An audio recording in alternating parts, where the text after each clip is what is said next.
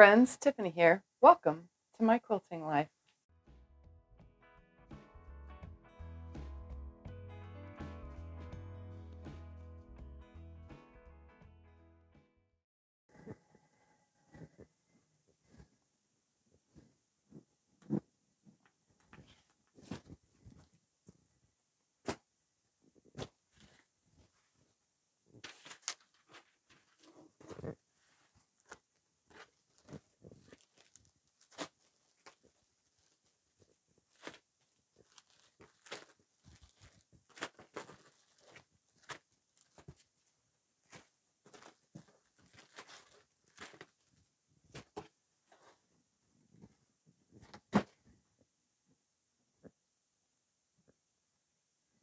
So that was kind of dramatic, right?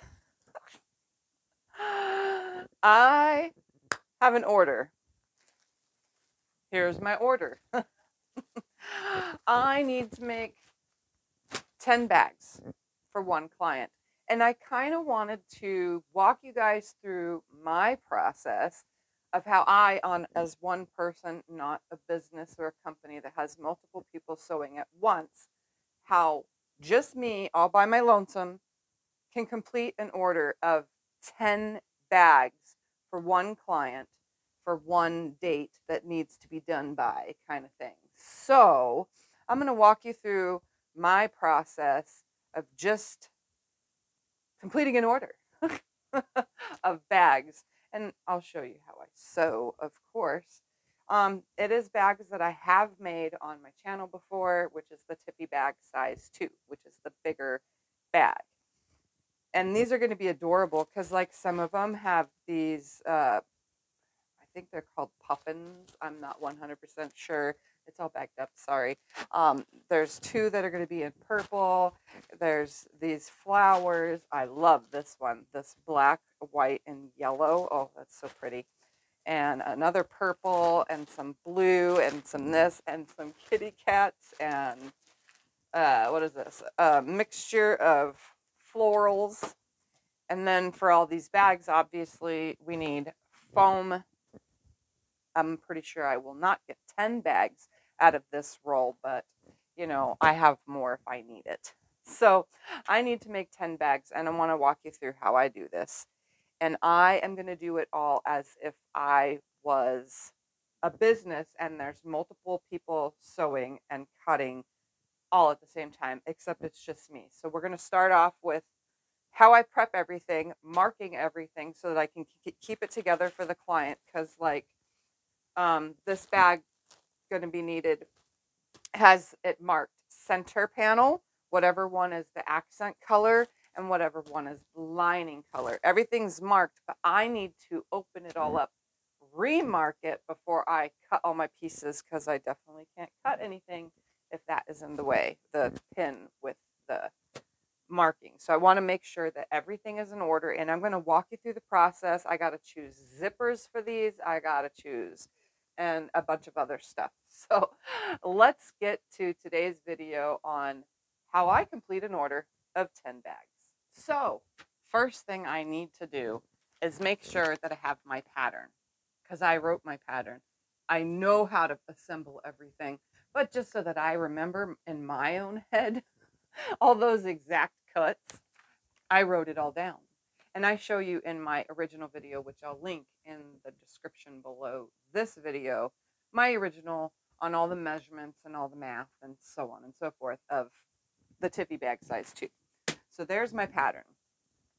Now, when you're dealing with clients and you need to make quilts, bags, whatever, the first thing I do once I receive all the things that I need, well, even before that, the first thing I do is we chat and email. I make sure what they want, so on and so forth. I get a phone number. I also ask for half down. So half of what the total cost of this project is going to be, I always ask for half down. So if the project is $400, I ask for that $200 up front, and then the rest gets paid once I am complete. Just so you guys know the business side of things, that's how I do things. So once I receive all of the things that I need to make it and all the orders for the other stuff come in and everything's ready to go, I always, always call my client. So whether I'm making bags again or quilts or anything, I call the client and I make sure, whether it be video chat or just a regular phone call, because some of my clients I video chat with and some of them I just do phone calls. But whether it be either of those ways, I always call them and I go over a checklist. So I make sure that they want, so this is for bags. So I'm going to use the bags for the example. This person wants zipper top, obviously. This person does not want crossbody straps because that was something that I did as an add-on to the Tiffy bag. They do want the front slip pocket. They do want the back zipper pocket or front zipper pocket, back slip pocket. I guess it doesn't really matter which way it's considered. They want the 22-inch arm straps. They want the specific colors, which is already noted, but I make sure that that is what it is. And video chat's a little bit easier to make sure that this is what it is for a fact. But either way, over the phone, I make sure. Then I make sure, do you want a matching zippers or do you want just plain black zippers? Do you want rainbow zippers? Do you want blah, blah, blah? So I make sure that that is taken care of. Do you want a magnetic snap or do you want it to just be a slip pocket only?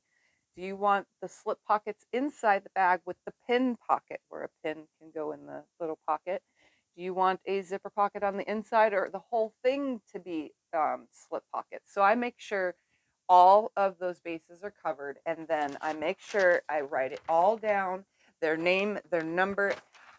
Normally people use computers, but I'm not a business like that. I am a homemaker maker. Does that make any sense?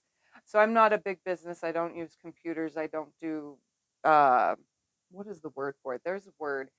I don't use those computery programs to create invoices, to create all this stuff. So instead, I write it down all on a piece of paper. I make sure that they want those regular things and they want whatever they want. I write it all down, plus their phone number, because at any time I'm able to call this person and ask, okay, so I did this, this, this, and this, but I totally forgot to ask you if I needed to do this. And then, I ask and they make sure they tell me, because most of the people have either seen the video for the product that they're asking me to create for them, or they have an idea from a picture. Like if it was a quilt, they had a picture in mind. They sent me that picture. But say I could not find that blue color that they wanted in the center of something for, like, say, a centerpiece of the block or whatever, and I couldn't find that, I can call them at any time. Well, anytime if they're not working, because I kind of know their schedules, at least if they're at home or they at work or whatever, what have you.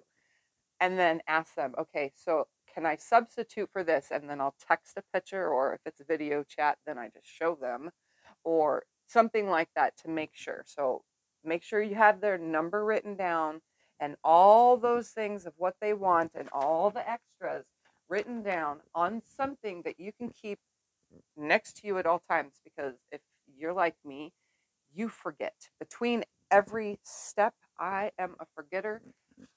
I think it just has to do with getting older that we forget these things. I have an excuse. I have MS and it causes me to forget more, but I just make sure that it's all right here where I can see it. And I just remembered right now that I didn't ask if they wanted matching thread color or if they just wanted me to use white thread. See, these are the things that you need to ask. And obviously, I'm going to 100% assume that this person wants matching thread color because, or a corresponding. So if this is purple and pinks, a red accent thread color would look amazing for any top stitching. You know what I mean? Like, I'm pretty sure that's what this client wants. But just to be sure, you need to ask all those questions. And this is the business side of making things. Even though I'm a whatever homemaker maker, I like to say it that way because I'm a homemaker, but I'm a homemaker maker because I make things. I still like to make sure that I cover all of my bases when it comes to doing all this. So, with all that being said, I'm now going to go with you on how I keep all this organized and get it all situated now that I've told you the business side of things and how to cover it. We're going to go now to the prepping because we technically know everything we need. Like I said, regular arm straps, slip pocket on the back, zipper pocket on the front, match the zippers to the project. I'm going to assume the thread is, you know, corresponding to this stuff, and it's a good thing I have lots of thread colors. And then the inside 3 slip pocket with the pin pocket and 1 zipper pocket. And then obviously I add my bag tags, which are homemade on my embroidery machine. And then I add all the other little extra things that I need, which is the, you know, magnetic snaps and so on and so forth. This one doesn't need any the slide straps or what is it called again? The claw things. See, forgetful, getting older. I don't need any lobster claws for the bags. I don't need any of that or slide straps or D-rings or any of that. So that's a plus because then I don't need to remember to grab all that stuff. All right, so let's get started to organizing this fabric, choosing a zipper color, making sure we have enough of blah, blah, blah, blah, blah, you know, because it takes a certain amount of fabric to make a certain amount of things for these bags. So let's get started on everything that I do. Okay, so let's kind of move some of this to the side, and I'll tell you for this bag, even though you can go watch the other video linked below, I do use Pellon, and this is a Pellon foam stabilizer. It's called Flex Foam. It is one-sided fusible stabilizer, so it's FF78F1. So it's a Pellon FF78F1, and it's Flex Foam one-sided fusible stabilizer. So that means one side has the gluey stuff on it and the other side does not. I just buy them by the big bolts like this. So it's a 20-inch by I think it's 10 yards of this. So that's what I buy. So that's the first thing I need. Pattern wise, I ask anybody that sends their own fabric, and this is what I do when I choose my own. I make sure that I have a yard of each unless a pattern specifies for more. And I think this one was a yard of each. So this person marked that this kitty cat fabric is the center panel. So what I'm going to do is I'm going to open it up and make sure that it is enough fabric. And my center panel technically is only 11 inches by 9.5 inches. So I didn't really need that much, but of course I use all the excess towards all the slip pockets. And this one has the slip pocket on the outside. So I make sure that there is enough here. There's 26 inches of fabric here. This should be plenty enough. This is the 2 side panels or accent color. So this is also used as the straps. And this is also used as inside of the front zipper or the lining of the front slip pocket.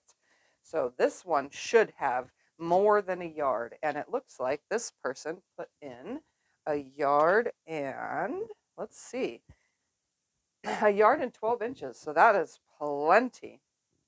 Plenty, plenty, plenty. And that's going to be so adorable. And then this one is the lining. And the lining I know for a fact I need at least a yard.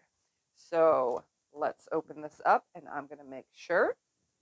And there is 1 yard of that. So look at that. So the next thing I do is I'm going to take all this to the iron and I'm going to press it all. This is going to be an all-day process for me. Technically, it's going to take more than a day. But I'm just saying the ironing part, I need to iron all of these fabrics, not just this bag of fabrics, but I'm going to iron the rest of them. Then once they are ironed, I will take what they want and I'll take that pin and I will pin this right here down at the bottom into the selvage of the fabric like this. That way it remains in the corner of the furthest part of the selvage. So if I open this up, I always cut the right side of everything first. So that means my little marking is furthest on the left of the fabric that probably won't even get cut. So it's just going to stay right down on that side. So first I press it, then I'll put this back on it, and then I'll move it out of the way and get started on the next piece. Press it, move this pin down to that farthest corner on the right.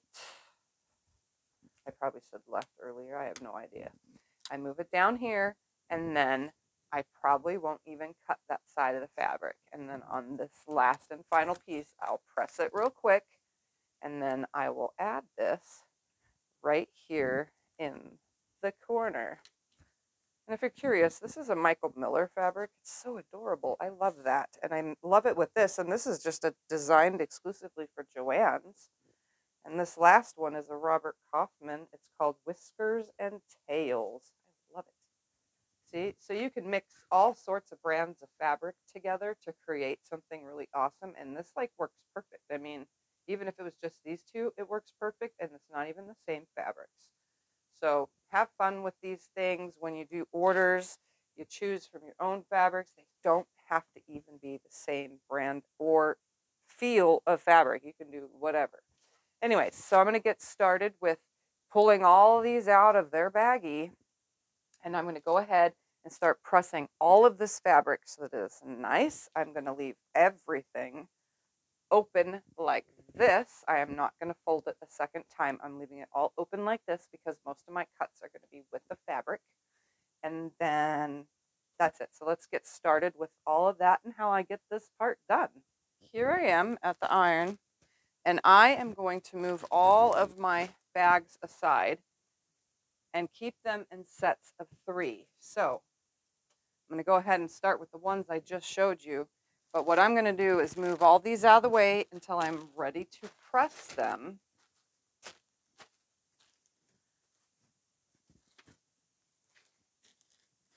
And then once I press everything nice and flat and get it all pressed, and like I said, I'm going to be leaving it open, and I'm going to put the tags right back into that bottom corner.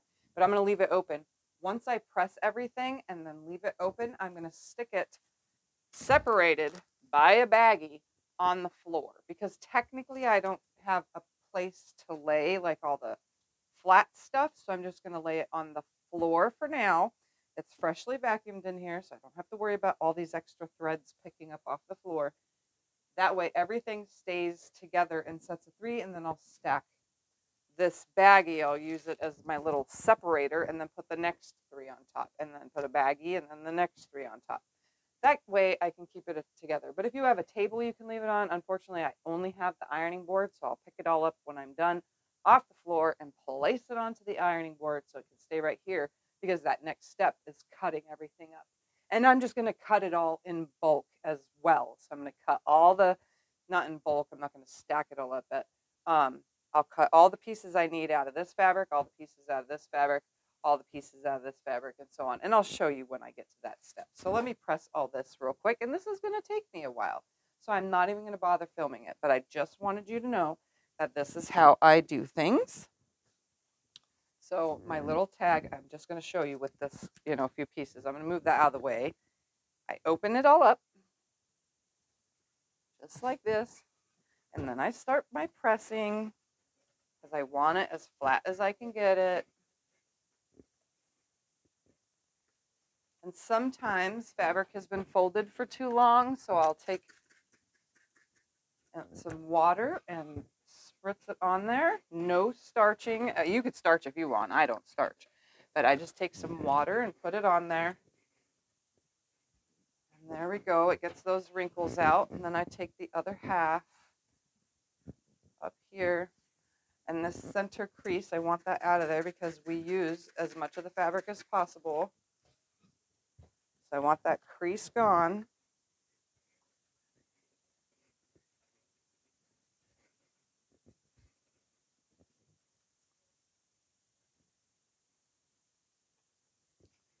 All right. Move that right there. Then I take them and put them selvage to selvage again. I'm going to line it up first, make sure that there's no folds or creases when it comes to straightening the fabric. And that looks about right there. So I'm going to lay it here, put my center panel marking down here in this corner on just the one piece. I'm just going to pin it back into place and then move this over, because I'm not going to press that crease into there. I'm going to move this over to the floor. Grab that next piece. I'm going to take this off here just for now. pin it onto my ironing board, open this whole thing up.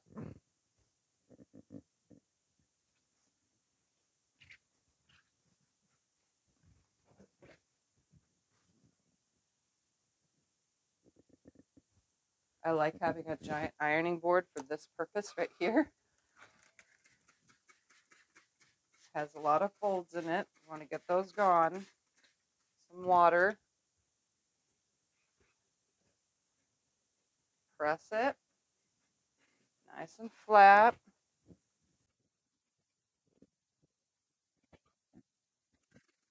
And then press this side.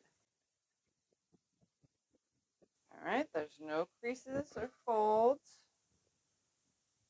I'm going to put it back in half, except I'm going to align the selvages, and I'm going to straighten the fabric to make sure that it's completely straight of grain.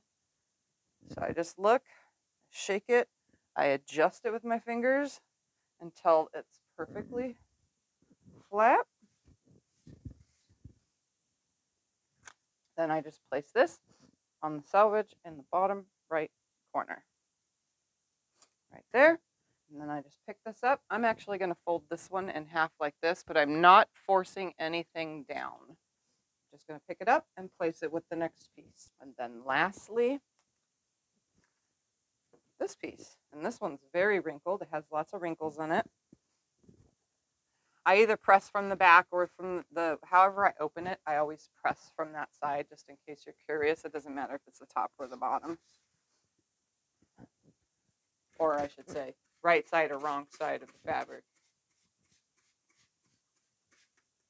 The water will help get rid of these creases right here.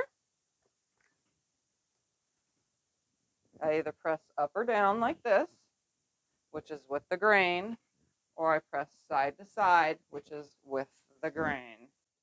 Never crooked like that. I don't do that way because you can see it folds it all right up. And in really tough spots with the creases, I use steam.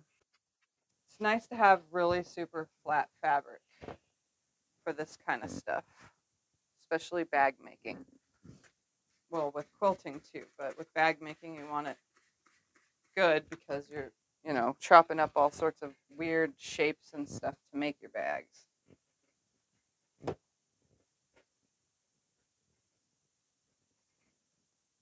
Now, if you're using vinyl, you don't have to do this. You should lay your vinyl out, though, if it's been stored, folded or something. You need to lay it out so that those wrinkles can go away. We'll put it out in the sun, and it'll help the wrinkles go away. All right. This one pressed out very nicely. Again, I'm just going to grab these and straighten it up. And that looks pretty square to me right there. Make sure that my marker is back on here, just on the one piece. You could probably even put it on like this, but then I can't see that it says lining when I do that, but just putting it in the selvage right here, just like that. And then this one, I'm going to do that same thing. I'm going to fold it, but I'm going to try not to press down right here. And then I'm going to lay it on the floor, put the piece of plastic right there separating it, and then finish the rest. But I don't need to do that on camera. I just was wanting to show you that this is how I'm going to do it. I'm going to press everything first, stack it all up, put it all back up here, and then start cutting. Everything is all nice and pressed. Now I'm going to take them in their sets, and I'm going to reach down here into my zipper bins, and I'm going to grab a coordinating zipper color to go with everything.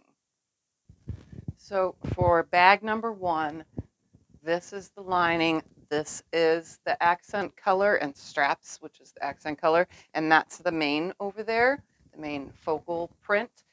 Now, I'm doing 2 bags with these, and they have a different focal print, but the same. It's the same company, same design, just a shrunk version.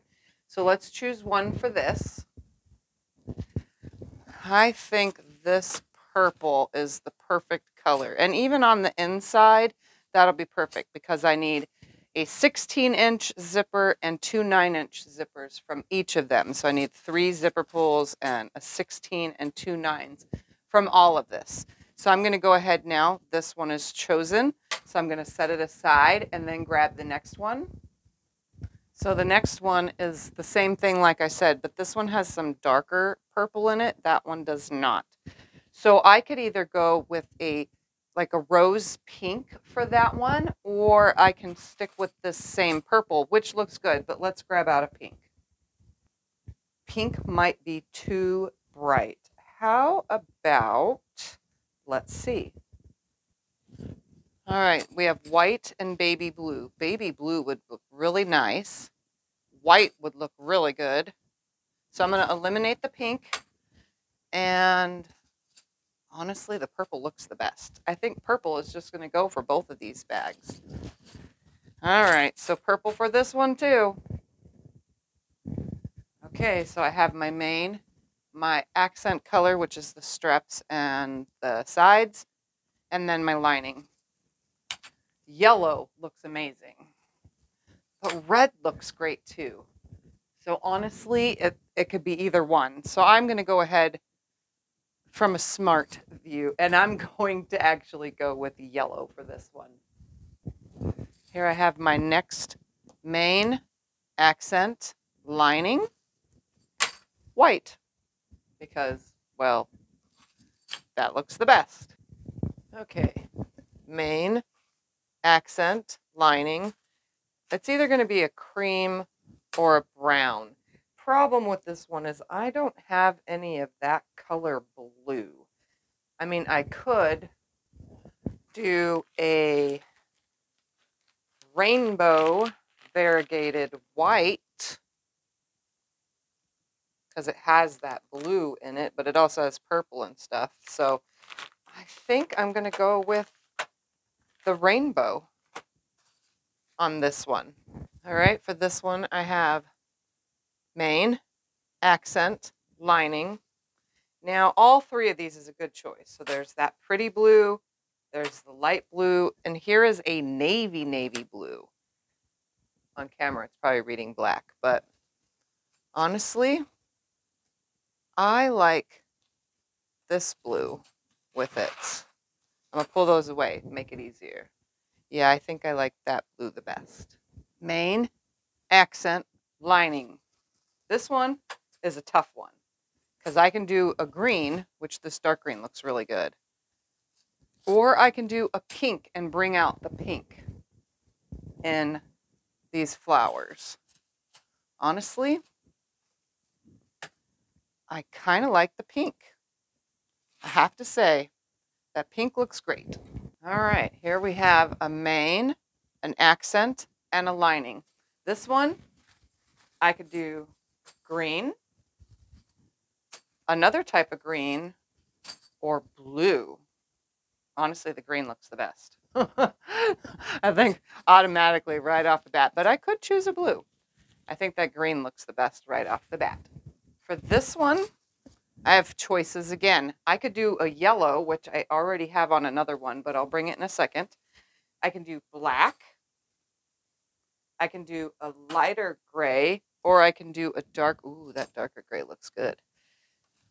I feel like there's too much black, but let's bring that yellow over and look at that. I don't know. I kind of like the yellow too. Well, that's one of those things, you know, you have to make a decision. I think I'm going to go with that darker gray. I think that one looks the best. All right, for the last one, I got the main, the accent, and the lining. And this one is white, black, although that's reading brown on there, but it's really black. Or that red. And that red isn't really red, but I kind of just like it with white. So I think this one is just going to get white because it complements this red as well. But let me check a different white. So I have the white again that has all the mixed color in it. And I kind of think that plain is better. So I think I'm going to go with the plain white. So now from all of this, I'm going to go ahead and cut the amount of zipper that is needed for each one and add a zipper tab for each section of zipper that I cut, and then place it into the bag that goes with each piece. All right, so now I have everything all cut. All those zippers are cut, 3 tabs and 3 pieces of zipper per bag. And now I am ready to take all this and chop it up. So I'm going to cut all the pieces I need from these 2 bags, all the pieces for the one, and so on and so forth. So I'm going to cut all the pieces out and then replace them back into piles. Then I got to cut all the interfacing for all of this. Then I got to cut all the foam for all of this. And I'm just going to do it assembly line style. So I'm just going to start with 1 and then move on until I get to 10. Get all those pieces cut, laid out, and ready to do everything I need to do with. But also, I have to choose thread color for everything. But I think I'll do that once I start sewing.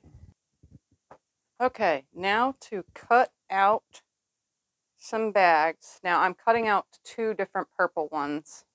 So I'm going to go ahead now and just start with this one. Both are going to come from the same lining and accent fabric. For now, just going to open this up and we're going to cut on the opposite side. So you can see I put my tag off. For me, it's on the right far corner. My tag that says that this is the center panel is on one side. So I'm going to go ahead now and I'm going to straighten one edge up. I'm just going to lay my ruler on here. I can see that it's nice and straight right there. Slide it over and it's nice and straight enough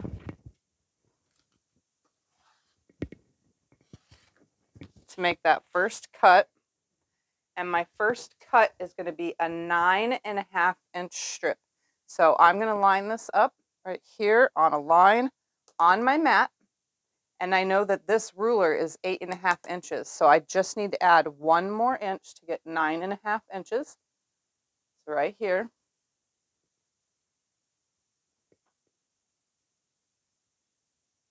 Nine and a half inches. Okay, once my 9.5 inch strip is cut, I'm going to go ahead now. I don't need this. Just going to fold this out of the way. Set it aside. And I'm going to subcut now. And I have the selvages both on this side, so I'm going to cut those off first. At the same exact time. Okay, and now I'm going to come over 11 inches. Now, if you had a directional fabric, say your direction when you cut it off the bolt was this way, cut 11 inches first and then subcut 9.5 inches. So if your fabric is directional, cut 11 inches and then subcut 9.5. Mine is not really directional, so I have it cut 9.5 inches and then I'm going to subcut 11 inches. So right here, we're going to take a look to 11, which is right here. Like that, so I know I need to go to the 19 on my cutting mat. So we're cutting a 9.5 by 11 inch piece. Right there. Okay. So once that is subcut, this is 9.5 by 11. I have 2 pieces. Okay. Then I'm going to take this last piece and I'm going to open it up and I'm going to cut this into a 16-inch piece. So it's 9.5 by 16 inches. So I'm going to lay my ruler on here. I'm going to find the 16 right there. I'm going to butt up a second ruler to it to hold my spot. Move that out of the way. Oops. And make my cut. And I should have just that little leftover piece. And then that is going to be our front slip pocket. So it'll be a slip pocket on there. So again, 2 pieces cut off of there that are 9.5 by 11. One that is 9.5 by 16. And then you'll have a little tiny leftover, which I just go ahead and throw in the scrap pile. So now I'm going to go ahead and cut the second one real quick, and then we'll get to the lining. All right, now for the side panels. So I'm going to go ahead and open this up. And we're going to cut off of here a couple of strips. This is going to be straps and the sides. So I'm going to cut for 2 bags worth, but I'll tell you for 1 bag's worth. I'm going to start by making a nice straight cut right here on the edge. Oh, it looks pretty straight to me already. All right, since it's already straight, we're going to cut 1 3.5 inch strip. So that's 3.5, 1 3.5 inch strip. And I'm cutting 2 only because I'm cutting 2 bags worth. But again, I'll review over the directions when I'm done. Okay, so once you get your 1 3.5 inch strip, we're going to cut 2 4-inch strips. So I'm just going to turn my ruler around because one side had half, the other side has whole. And I'm going to cut 2 4-inch strips. I'm going to line it up on 4. So there's 1, 2, and because I'm cutting 2 bags worth, I'm going to cut 2 more. 3. And very carefully, like, open this up, cut my 4th.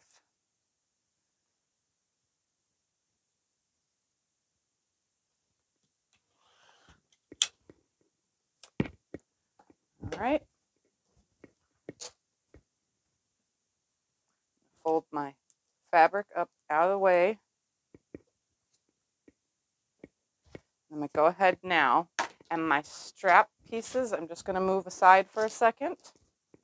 And we're going to grab the 3.5 inch strip. Now this is just 1 bag. You only need the 1 strip. Again, I'm cutting for 2 bags from this same colorway. Is we're going to cut 4 pieces that are 3.5 inches by 8 inches. So I'm going to go ahead and line the ruler up on 8.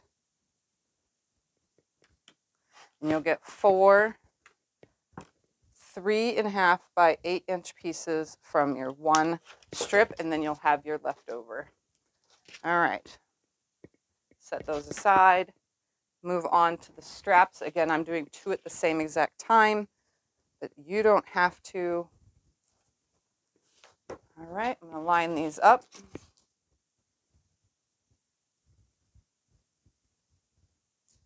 I'm going to cut the selvage off at the same exact time.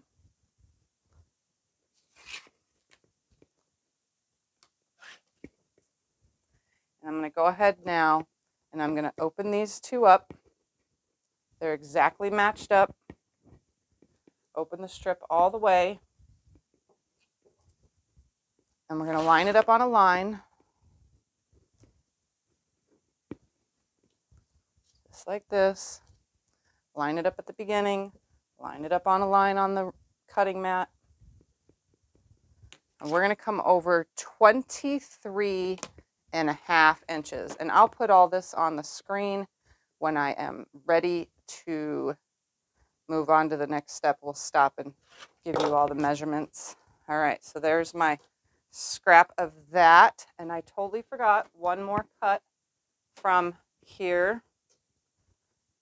So this is my straps for 2 bags worth. And again, I'll give you all the measurements.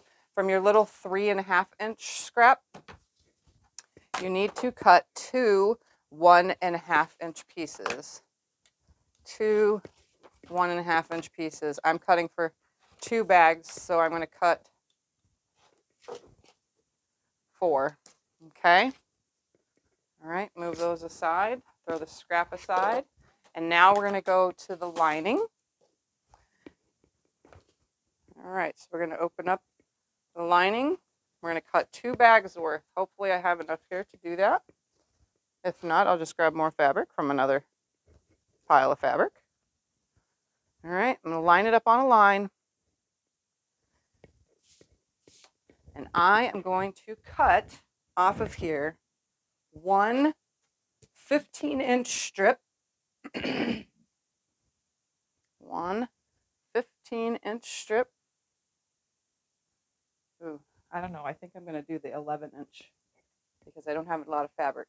I'm going to cut 1 11-inch strip. going to be a 15 by 11 inch piece. Just letting you know that. You're going to have to work with however is possible to get the most out of your fabric. So I'm going to cut 11. So that's 1 bag's worth. We're going to come over and do that again for a 2nd bag's worth. Right here, 22.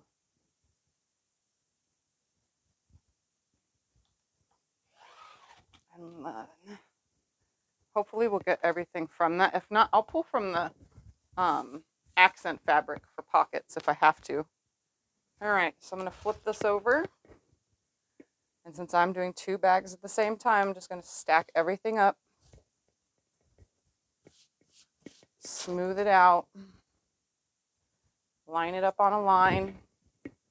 I'm going to go ahead now, since I cut mine 11, we're going to cut it at 15 inches. 15 is the length of my ruler. So I'm going to come over here to 15. Just like that. And then from all 2 of your pieces, I have 4 here, but from 2, on 2 corners, you're going to cut out a 3-inch square. It's very simple. Just line up your rotary cutter, cut a 3-inch square from 2 corners on the same exact long 15-inch side. Not from the 11-inch, from the 15-inch. And I just come up to it. If I have to add a little snippet, it gets it out of there. So 2 3-inch cutouts on a 15 by 11-inch piece. Again, I cut 2 bags worth. All right, for our slip pocket, we need a 9-inch strip.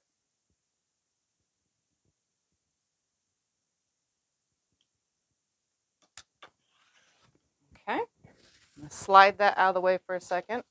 I'm going to turn this, cut the selvage off, and I'm going to get 2 bags from this one right now. You only need 1 of these. We're going to cut to 15 inches.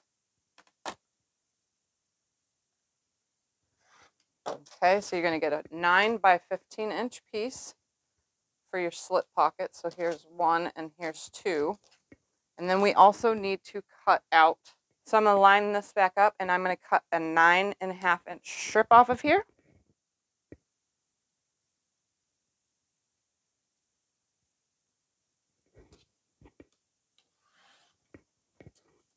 Okay, set this aside for a second. I'm going to go ahead now and subcut this. This is for 2 pockets worth.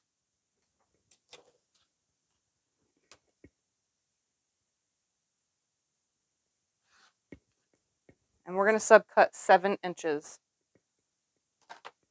9.5 by 7 inches. You need 4 pieces per bag. 7. 7.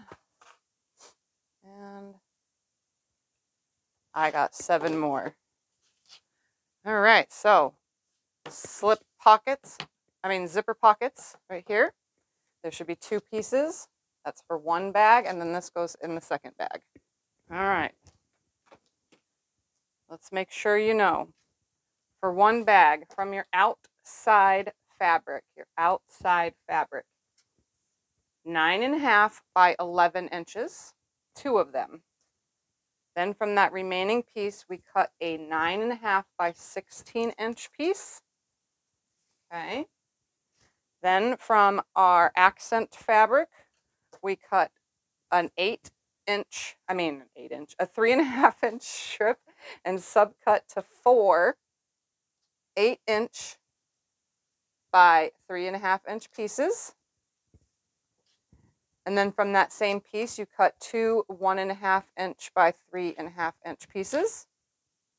Then from that same fabric, your outside fabric, you're going to cut 2 4-inch strips, subcut them to 23.5 inches.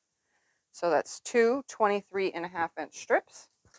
from your lining, you should be able to, I didn't have enough fabric, but if you have the amount that is required, you need one 11-inch by 15-inch piece. Cut out 3-inch corners on the 15-inch side.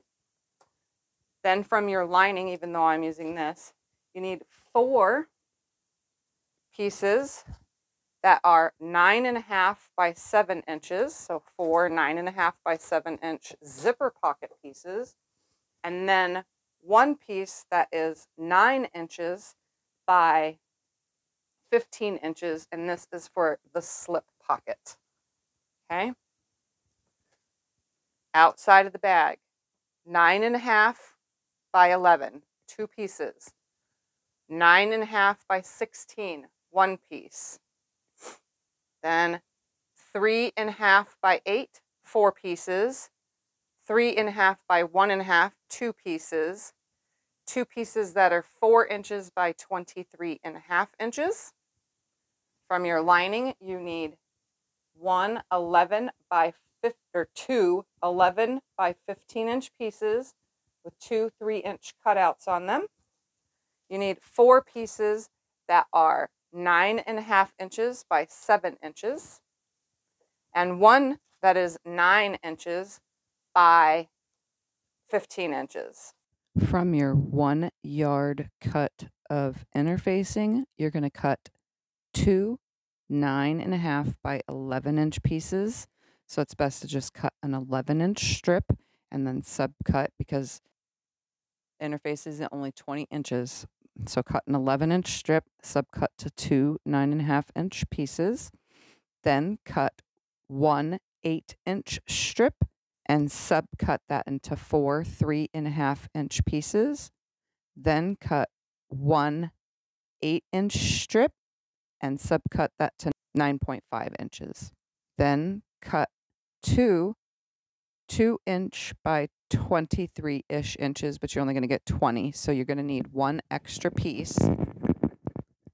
So 1 extra piece, which is the cutoff from the 4 of those, the 1 extra piece to 2 inches, and I have 2 and then that extra piece of that. So 2 2-inch plus your little extra from the bottom of your 8-inch by 3.5-inch pieces. So again, that's 2 9.5 by 11. That's 1 9.5 by 8-inch, 4 8-inch by 3.5-inch, and 2 2-inch by the width of the interfacing plus the little extra that came off the leftovers of that down to 2 inches. That's what you need for your interfacing. Okay, now to add the interfacing to our pieces. So I'm going to reach in my bag and I am going to grab out the pieces that I need for this. So I need these 23 by 4-inch pieces. Those are my straps. They get interfacing. Then I need this, right, that's not the one. Hold on, gotta find it. I think it's that one. All right, then we need the 4 of the 3.5 by 8-inch pieces. And then I need my 2 outside pieces that are 11 inches tall by 9.5 inch wide. And then I need my 16 by 9.5 inch piece. And those are what's going to get the interfacing in them. So I'm going to go ahead now and just slide these out of the way because I don't need that. And I'm going to start with this one because it's already folded in half. So this is the 9.5 by 16-inch piece. I'm going to fold it in half and match my ends and create a crease. Then I'm going to grab my 9.5 by 8-inch piece and I'm going to open it up and slide it in here. Remember, my pokey side of my interfacing, or the rough side, faces down, makes it easier. It really doesn't matter what side it's on because it's just going for the pocket. But we're going to put that in there and it's right matched up with the fold.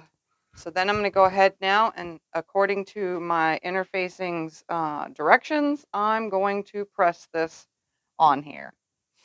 It's usually like 5 to 10 seconds. So I just kind of let the iron do its thing, and I adjust it 5 to 10 seconds or until it's fully adhered.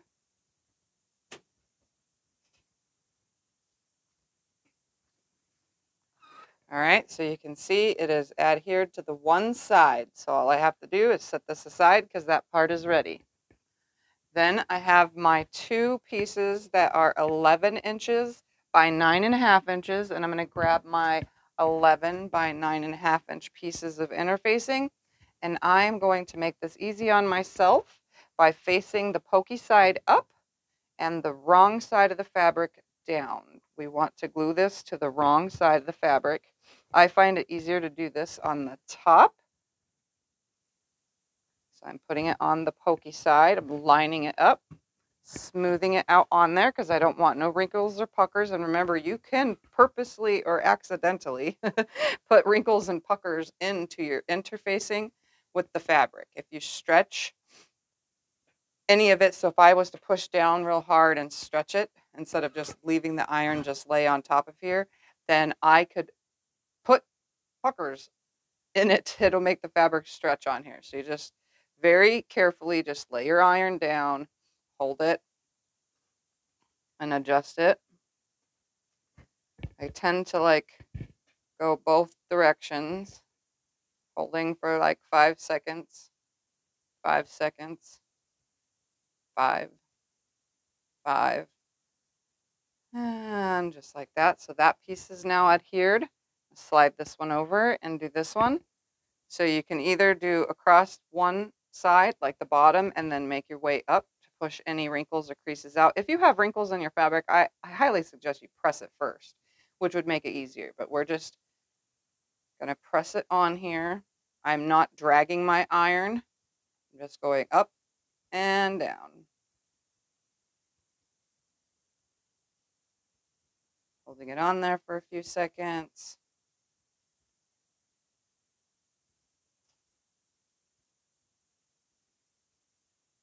Kind of just going back and forth on there. All right, and that one is adhered. So now those are done. So I'm going to set those aside. Then I'm going to grab my 4 3.5 by 8 inch pieces, or my side panel pieces, and the 4 8 inch by 3.5 inch interfacings, and I'm going to face them all glue side up or pokey side up, and then I'm going to put these wrong sides down. So I want my pretty side facing up, pokey side facing up. Just lay these on here. You can see this one's wrinkled, so I might have to take the iron to it before laying it on there. Actually, it looks like it'll press out nicely. I'm going to lay them on here just like this. They're exactly the size they need to be. We're sewing these in fully. That way it's not just fabric on the edges and there's some kind of body to it when we sew the bag together. We want some kind of body when we connect those seams because the fabric is kind of thin compared to the fact that we're going to be adding foam. So you want to make sure that you have your pieces as big. It doesn't need to be smaller than. It just also, you're going to be sewing through a lot more layers, so just be aware of that if your machine doesn't like it, or if you want to put a walking foot on your machine when we get to that part. It might make things easier.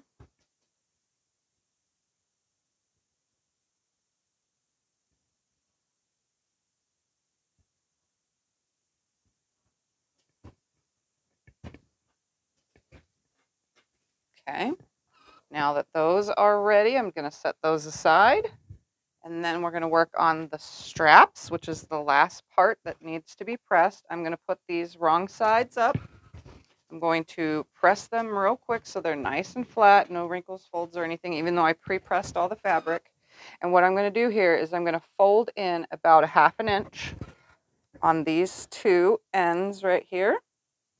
Just going to give that a really good crease, folding it in about 1/2 inch. Just let it crease really good. And then what I'm going to do, because I'm right-handed, I'm going to flip this around, putting my fold at the other end. And what I'm going to do, you can see my hand is up here. I'm going to line the two folds next to each other because I want these to be the same exact size. So once I know that these make one continuous line, I'm going to come over here and press this side in about 1/2 inch. There's no raw edges on these straps because these are just regular straps. And then we're going to fold this one to match it, whether it's 1/4 inch, 1/2 inch, whatever it ends up being, to match it. Because sometimes the fabric stretches between, you know, the cutting and now and so on and so forth. So they're not exactly equal lengths after I've cut them. All right, so now these are equal. This is one straight line and this side's one straight line. Set one aside. We're going to now fold this in half, meeting the raw edges together, and we're going to press. I'm going to block you with the iron for a second. The angles that we have to do just to film a video here. All right, so I'm going to go ahead now, pressing it raw edges lined up. Once it's pressed in half, I'm going to set that right there. I'm going to fold it one side into that pressed mark. So that made my line to where I'm going to fold this to the half mark. It's away from the crease about a 1/16 of an inch. It's not exactly on the crease because we do need to be able to fold this. So it's about a 1/16 away from that crease because we're folding this in half. All right. Got to put the iron to my right for this because if I keep pulling it from my left, I get tangled in the cord. All right, so I'm about a 1/16 away from that fold, meeting the other side up to that fold. We're creating our straps. Okay, so that when you have this in half and fold it and press it in half again, you're going to have a 1-inch strip now, and it's not going to have any raw edges. We're going to take our 2-inch piece of interfacing, one of them, there's 2 of them, one for each strap. I'm going to slide it under the fold, all the way on this end, under the fold, and then it's pokey side down. I'm going to grab one of those scrap pieces and slide it in pokey side down and cut with the scissors exactly meeting the 2 of them up right here. So there that one is. And then I'm going to go ahead now and fold it in half. It's my burrito now. We're just going to fold it and take the iron, folding it as I go over that interfacing and heating it down real quick, and then we'll heat it down even better in a second. But we're making sure I'm using my fingers on this side of the iron where you couldn't see to fold it in. So you should have about almost 1/8 of an inch, maybe a 1/16 of an inch right there in between. So that way, when you fold this on top of itself, meeting up those 2 edges like this, that they line right up. And I'm just going to go ahead now and press the whole thing, lining up those 2 edges.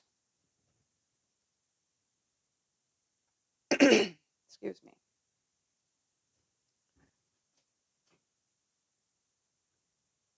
All right, so now strap 1. Now let's do strap 2. It's the same exact thing. We're going to fold this in half and press it, and then fold the 2 halves into the center. It makes it really hard with the camera on that side because I'm right-handed. Maybe I should start putting it on the left. Oh, that's funny. All right, so I'm just making a crease all the way down. And then I'm going to go ahead now and run this folded edge into the center about a 1/16 away from that folded edge. And then I'm going to press it as I go. Beware, it's hot. You're getting close to your fingers with the iron. If you want to use some finger silicone covers, you can do that. They sell them. They're little iron things that you can, you know, get your fingers hot and it won't burn your fingers kind of thing. If you don't trust yourself. I have burnt my fingers so many times, it really doesn't bother me anymore. It's just another, you know, oops. All right, once it's like that, we're going to take this 2-inch by 20-inch piece, lining it up under this fold with the pokey side down, or the glue side of it down. We're going to take this last and final little scrap and slide this under that seam allowance that we created. And we're going to cut that excess away. It's exactly the size I need it to be. I'm going to fold it on top of itself and then press. You will need to manipulate the fabric over it, because right now it's not glued down, so it's kind of wanting to wave. So you got to make sure that you're using your fingers to line the edge fold that you made up to that interfacing. So you're using your fingers to kind of manipulate it so that way it stays folded properly the way you pressed it.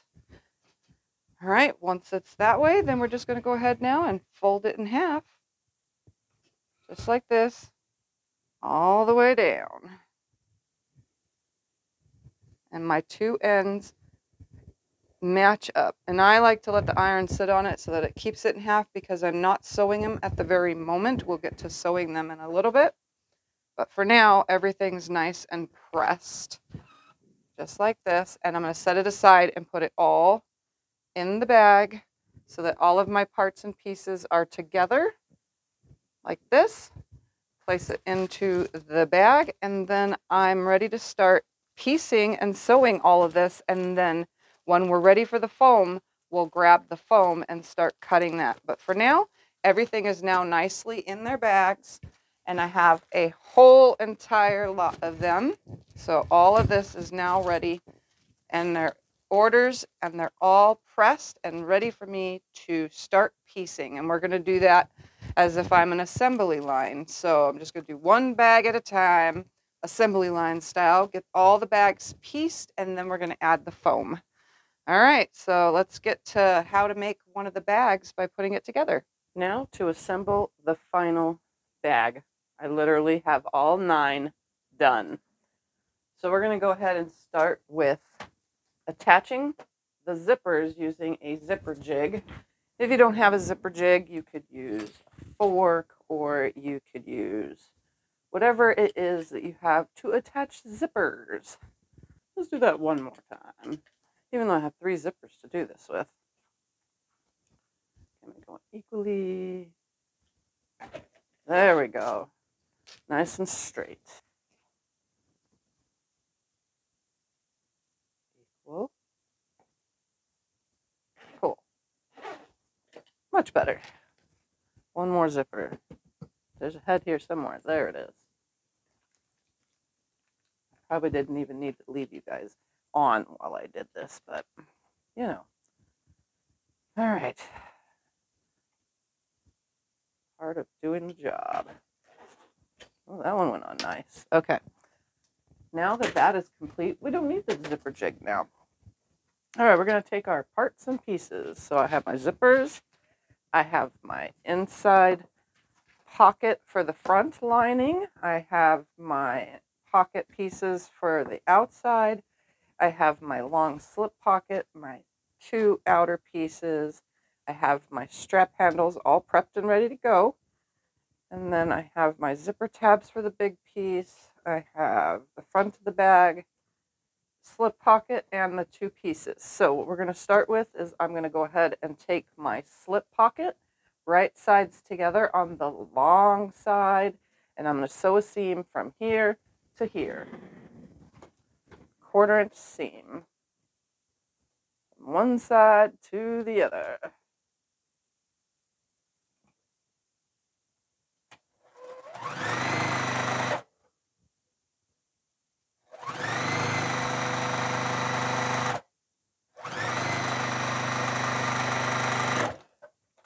Okay, now that that is sewn, I'm just going to set that over where the ironing station is closer to.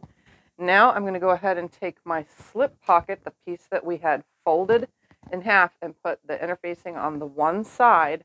I'm going to take this slip pocket now, and I'm going to stitch on the folded side 1/8 of an inch from the edge. I do double stitch, so I take 1 stitch across 1/8 of an inch from the edge. like that. And then I'm going to go across it one more time, a 1/4 inch down from that, or almost a 1/4 inch. I'm using black thread, but there's 2 stitch lines. They run parallel to each other. I think it looks nice. Then I'm going to take this and lay it on top right here of one of my outside pieces. So I have it on, this is 9.5 by 11. I have it laid on the bottom side. And if you were using directional fabric or you wanted to line up prints, make sure you had cut everything out, in advance to match everything up. I'm going to go ahead now and I'm going to take 2 of the outside accent fabrics. So these 2 that are 8 inches by 3.5. They are cut bigger than they need to be, and there is a reason for that. All right, so I'm going to lay these on here, one on each side, just like this. And the pocket piece is right here. I'm going to sew right here and right here with a 1/4 inch seam. I'm going to go ahead and bring that to me. It does shift, so be very careful, because that interfacing wants to make it move. I'm going to turn it around, sew this side on, 1/4 inch seam.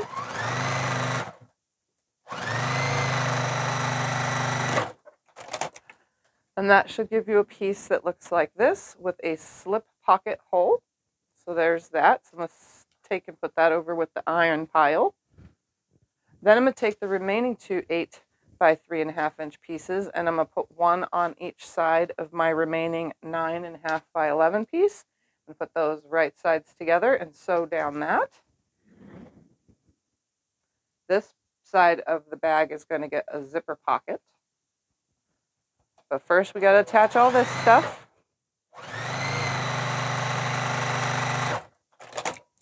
Turn it around, sew the other side on.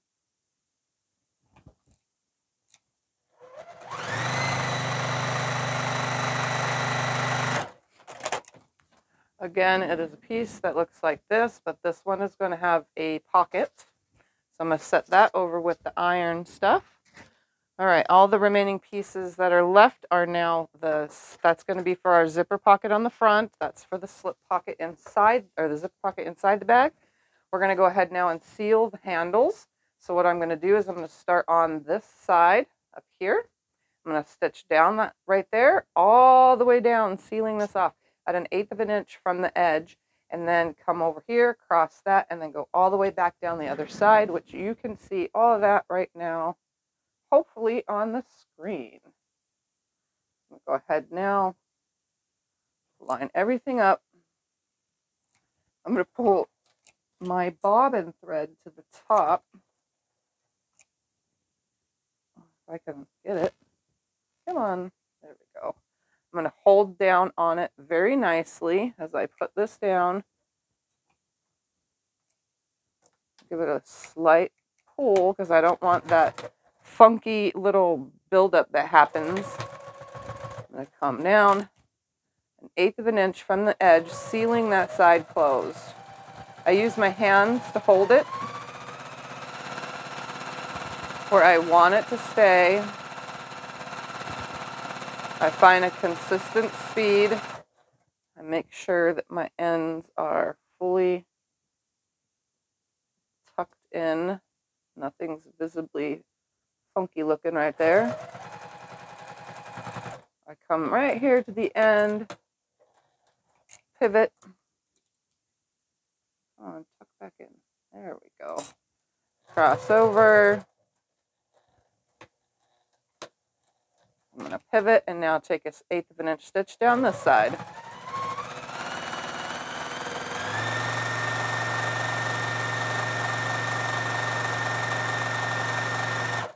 And I am using about 2.5 stitch length for this top stitching. For all of my piecing, I'm using a 2.0. All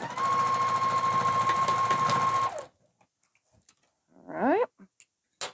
Pop that off. That one is now sealed shut. I'm going to go ahead and grab this one and repeat the same step.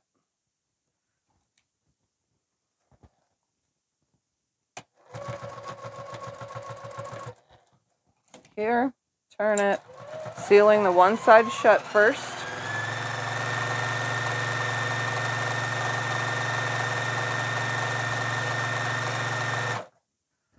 Making sure that everything is staying nicely tucked in.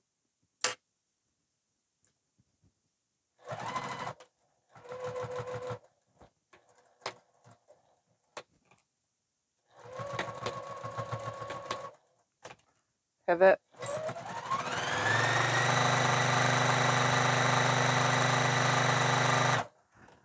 Oh, it came right out. It was a loose thread.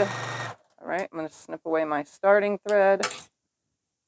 Come up to the end, back stitch a few times, and then pull my thread away and then snip it. All right, so here's my 2 strap pieces done.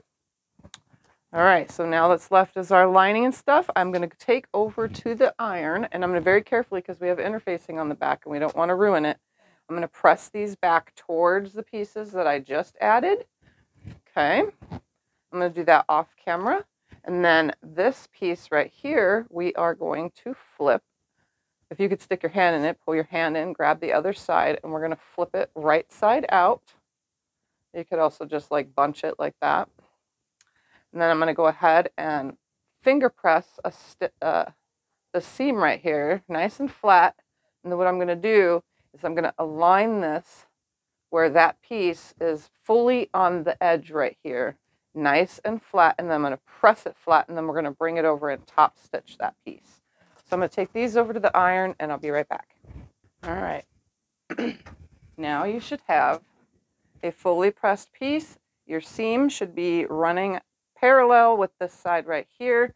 We're going to leave that up at the machine. Here is my slip pocket piece. That I don't need at the moment. We're going to save that for a bit from now. And then this one, we're going to be attaching a zipper pocket to it. So the first thing I'm going to do is not the side that I have that seam, but the top half of it, that fold. I'm going to go ahead and stitch an 1/8 of an inch stitch all the way across that, and I'm going to come back and do a second one because I'm doing a double stitch on all of the bags for vanity purposes. They look a little bit more professional. Makes it look, you know, really nice.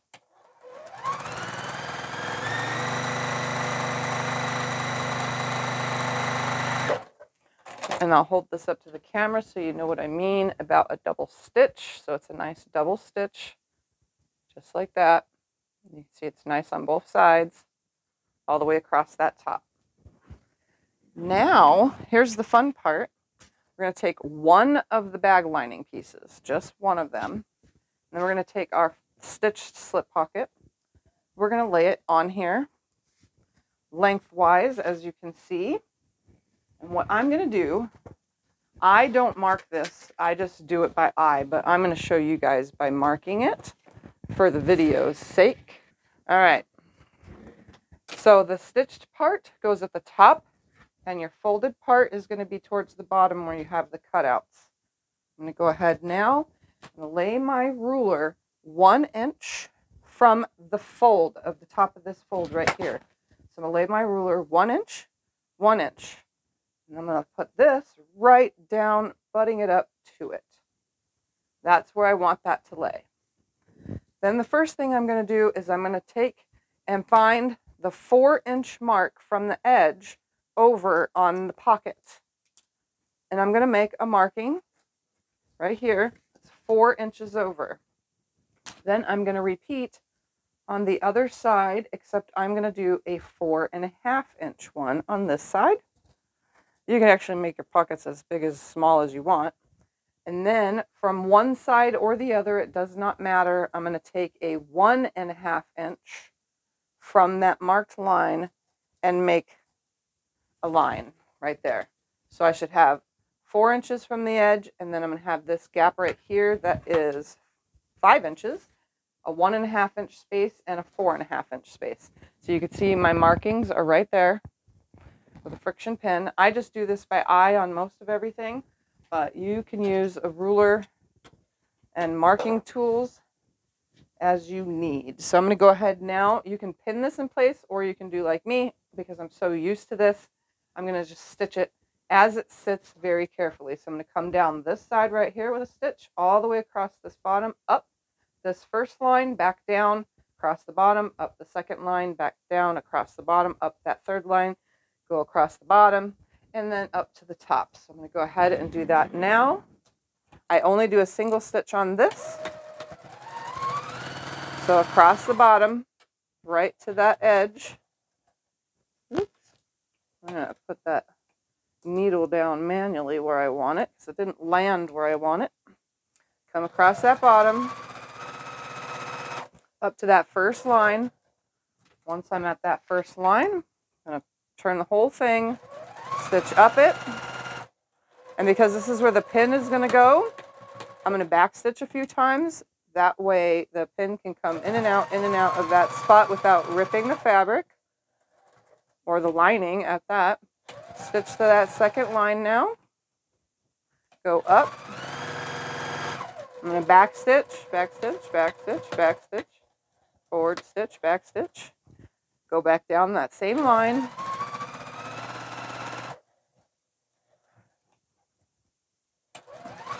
Cross the bottom to the next line. One more stitch. Go up it. Back stitch at the top a few times, back and forth. Turn it around. Go back down. Cross that bottom. And up that last final side.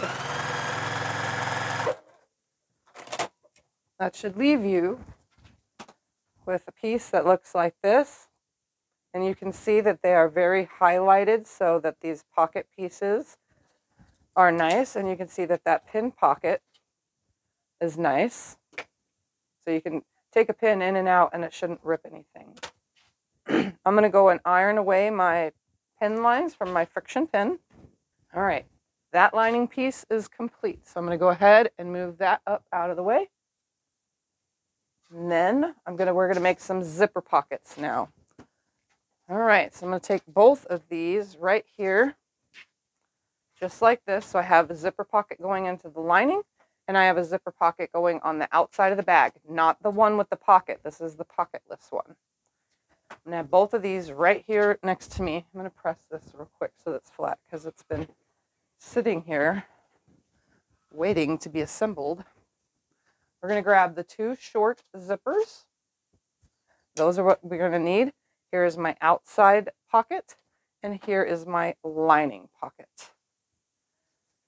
I cut this oversized, but it only needs to be 9.5 by 7 inches. So I'm just going to go ahead and trim this real quick. I was in a hurry when I was cutting all these bags out. Right here, so I have a little bit of an excess. This is just from the end when I was cutting everything. And this is the same exact thing. This was that folded piece, you know, that we saved off from the cuts. I think we had a folded one. I'm not 100%, but I used that end piece. But it is 9.5 by 7 inches. All right, just like that. So that one goes to this one. These go to that one. All right, here we go. On the bottom of your lining pocket, on the bottom of your two pieces for your lining pocket, we are going to go to the iron, and I'm going to put it wrong side up, and I'm going to fold about a little bit between 1/4 and 1/2 inch up, and I'm going to press it on both the pieces equally. So when I do one, I'm going to have that other one upside down next to it so that both of them end up at that same amount. Okay, and I'm going to press them. So you should have two pieces with the back side, with the front folded to the back, like this. See that? All right. So I'm going to choose one of them right here, and I'm going to lay it on here with a ruler. I'm going to go 1 inch down from the top, and I'm going to place this center. You can see I have it between the lines for center right here. and its center, you can see, 1 inch down. Then I'm going to move this one to 2 inches down. Okay, on the lining, I'm going to go to 2 inches down, and I'm going to mark with a pen 1 inch in from this edge and 1 inch in from that edge here, and 1 inch down. I really can't see my line very well, but we're going to assume, oh, good, there it is. And then we're going to come a 1/2 inch from that. So pull down 1/2 inch from that and mark another line. Just like that. Okay, everything's nice. I have 1 inch marking. You can't see it, but I can. See that? I'm going to set that aside. You can pin that in place. I don't pin anything. Just keep going. All right, outside of the bag, take one of your lining pieces. We're going to lay this 1 inch down. We're going to line that up. I need to trim the top because you can see that it shifted on that side. Right there. Now it's level. Okay.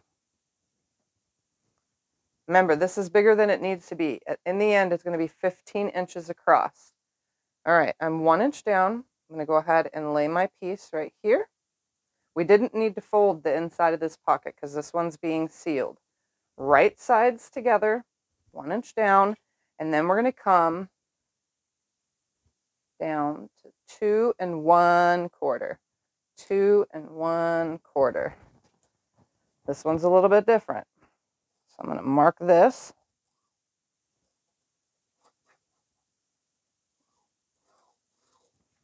All right, so I am in 1 inch on there. I'm 2 1/4 inches down. Then I'm going to come down a 1/2 inch from that and draw my second line. Okay, so there's my markings on that. It's hard to see. Now I'm going to stitch on this line across here, stitch down to that second line, stitch across that, and stitch back up to that first line and finish it off. You can pin this in place if you want. I'm not going to. As you can see, it's very easy to not have to pin them in place either. You can do it however you wish. I'm going to change my stitch length back down to a 2. Come to one side, pivot, stitch down to that second line, pivot, stitch across it,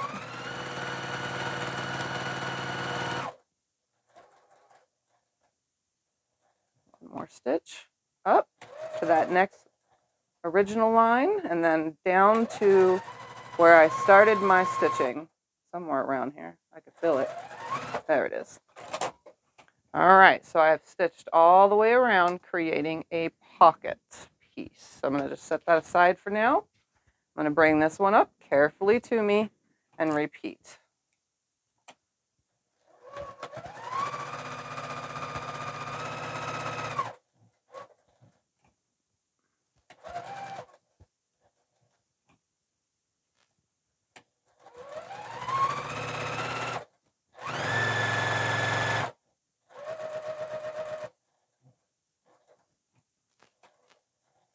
Where's the end? Right there's the end of my line. I was looking for it. Can't see it. All right. Cross that top till where I started. Since you can't see my stitching on the top, I'm just going to turn it around so you can see that I have a stitched window. All right. That next step is swap them both because this one goes with this side and that one goes with that side. It really doesn't matter. But for me, it does.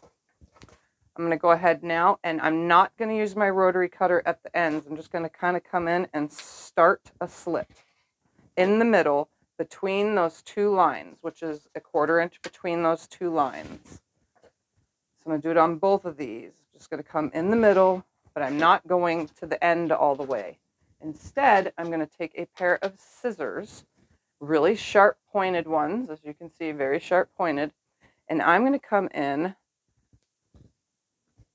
right here, almost to the corner, and I'm going to make a V right here. I'm going to snip up to the stitching line, but not the stitches. So you can see I made a V, or a little triangle right there on the end. I'm going to stick my finger through it so that you can see it. I'm going to come over on this side, and I'm going to come up close to my stitching, about 1/4 inch away, and then I'm going to snip out my little V up to the stitching, but not through the stitching. Be very careful about that. And since I'm using black thread, it makes it a little hard, but this is what it looks like right there on the back side. All right, I'm going to do that same thing on this one. Up to it, the stitching, but not through it.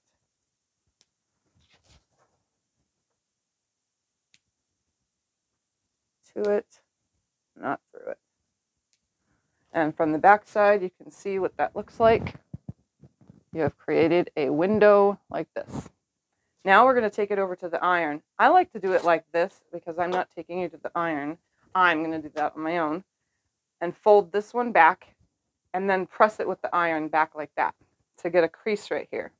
Then I take the same thing right here and get a crease on this top side. And I do this both with the lining and with the outer bag. Once it's creased, we're going to stick it through this hole like this. That way it is now right side up to you, just like this, and your lining is now wrong side up. So they're touching wrong side to wrong side. And at the iron, I'm going to match this equally, that seam right here, exactly in the center between the two. And I'm going to do this on both pieces. I'm going to line it up like this, smooth it out, and then I'm going to take the iron and go across it. So I'm going to get it nice and smooth. I want that line exactly in the center. And I use the iron to do this to get it really nice. So I'm going to go ahead and do both these pieces, and I'll show you what they look like. All right, once they are nice and pressed, it should look like this. If anything, that seam right here that runs in the middle of it, if anything, it is best if you see it on the lining side and not on the outer side. On that outer side, you want it to be so flush that you do not see that backing fabric or the lining of your pocket from the front side, especially on the outside of your bag. So mine is just a little tiny bit off right here. But all in all, it's not that noticeable. And if it is, it's okay. Don't be hard on yourself. But the best thing is for it to be visible from the inside like that. All right, once they are nice and pressed, I'm going to put it with the side that it belongs on. Here's another thing that you guys can do that I am not doing because I don't pin, and I haven't been, for the longest time, I haven't even been using double-sided tape on my zippers. All I do now is I lay my zipper down, I center it where I need it to be, and then I just take it just like this. Since it's pressed, since all this is pressed, it's flat. So nothing's going to move. So I just go ahead and take my zipper over to the sewing machine just like this, lay it down very carefully, and then I start my stitching. So that's all I'm going to do. You can take some double-sided tape if you have any, lay it across the top of here and the bottom, take your piece, line it up on top of here, and then take it over to the machine and sew it. You can see that my zipper is bigger than the piece that it needs to be. Right here, we cut the zippers a little bit bigger than they need to be, which is perfectly fine. I'm going to go ahead now and stitch them on, and you can see how I do this. So I just line it up on there. I know where that center is. If I don't move anything, then everything stays nice and flat. All right, so I'm going to go ahead and stitch this down. I'm going to change my stitch to about a 2.5. Come up near the zipper. I'm going to move that zipper head out of the way. I'm going to stitch right here, cross over. If it's a nylon zipper, you can stitch right over it. Stitch down this side. Close that zipper onto the other side now. finish sewing up to this side, pivot, sew across, pivot. I'm going to get rid of this starting stitch because it's sticking out. Stitch across right over it. All right, that one is stitched. For decorative purposes and making it look all nice and professional, I'm going to take a second stitch all the way around, about 1/8 of an inch away from my first stitch. It also helps hold down the back side of that zipper, and I'll show you what I mean by that in a second. Let me stitch this on. There.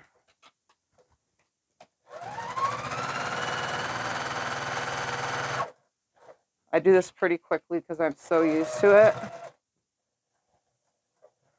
Go ahead and get rid of that starting tail. Come to the stitching, cross over it, back stitch, cut thread. I'm going to go ahead and get rid of all these little tails that come off when you use the thread cutter on a machine. And you can see it's double stitched across the top. But if you look at the back, that double stitch holds that zipper down. So there is no lifting of the edge of the zipper. So I like doing that on my zippers. All right, this one is sewn. I'm going to move on to the next one. Just going to bring it over to me. I like to make sure, this is the other thing I didn't say, my zipper opens from the right-hand side to the left-hand side. So the right-hand side is the close, left-hand side is open. I like the zipper on this piece facing me to come from the right. So the closed side is on the right, open is on the left. So I'm just going to take this, make sure that my zipper is center between the two pieces, holding everything down. Like I said, you can use some tape if you need, or some glue, or whatever you do to hold your zipper on. I kind of just do me. Move that head out of the way. One more stitch there. Cross over. Pivot.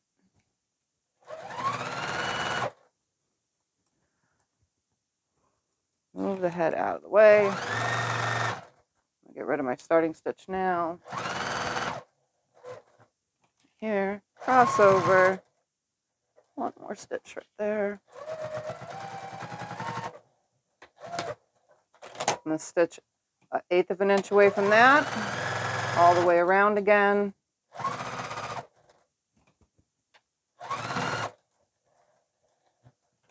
Turn.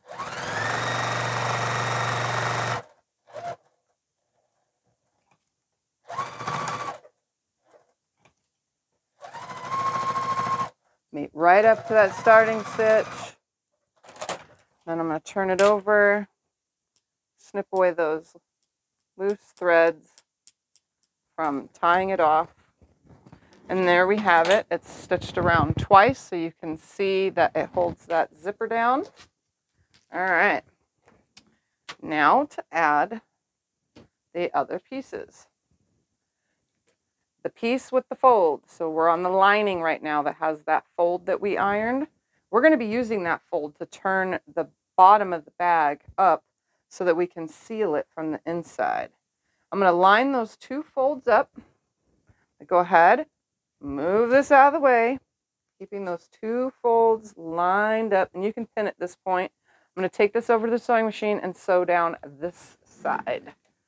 So my two folds are lined up. Everything should be, staying nice and square. I want those two folds equally touching each other. And we're going to sew with 2 millimeter stitch length with a 1/4 inch seam. Okay, once I did that side, I'm going to just flip it over and do this other side, moving all that stuff out of the way. I'm going to match those two folds up first. I always do the fold side first so that it doesn't shift. With a 1/4 inch seam all the way. All right, so now the two sides are done. The bottom is always open. All we have to do is flip all this down and stitch across that top. So there's the top right here. Just going to fold everything out of the way and stitch across that top.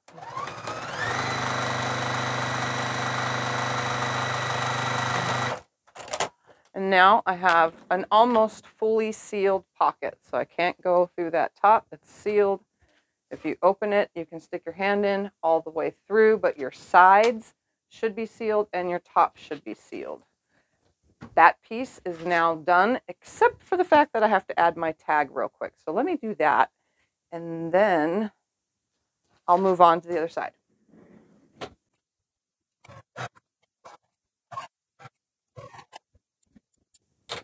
My bag tags are actually homemade on my embroidery machine. I have Scott do those ones for me on the embroidery machine. All right. Now I always put my tag on the inside of the bag next to the zipper pocket side. All right. So that is now complete. Now we're going to, before it's too complete, I forgot. Any excess zipper hanging off on both sides, I just snip that away, because I don't need all of that excess in the bag. So I just snip that away. It's just little amounts. It should be the right size, though. So there's that. All right, we're going to repeat that step on this front zipper. The only difference now with the front one, we're going to put this right sides together, is on this one, we're going to stitch all the way around the whole entire zipper, sealing it completely shut.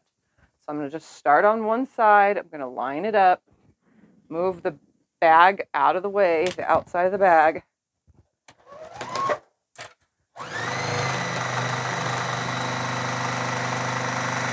$2mm stitch length. I'm just going to move now the bottom of the bag, stitch across that.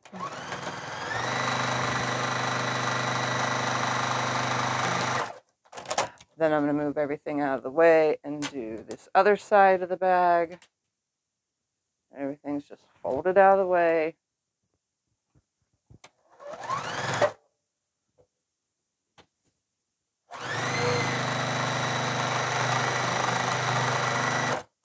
And then across the top. So just carefully move that out of the way.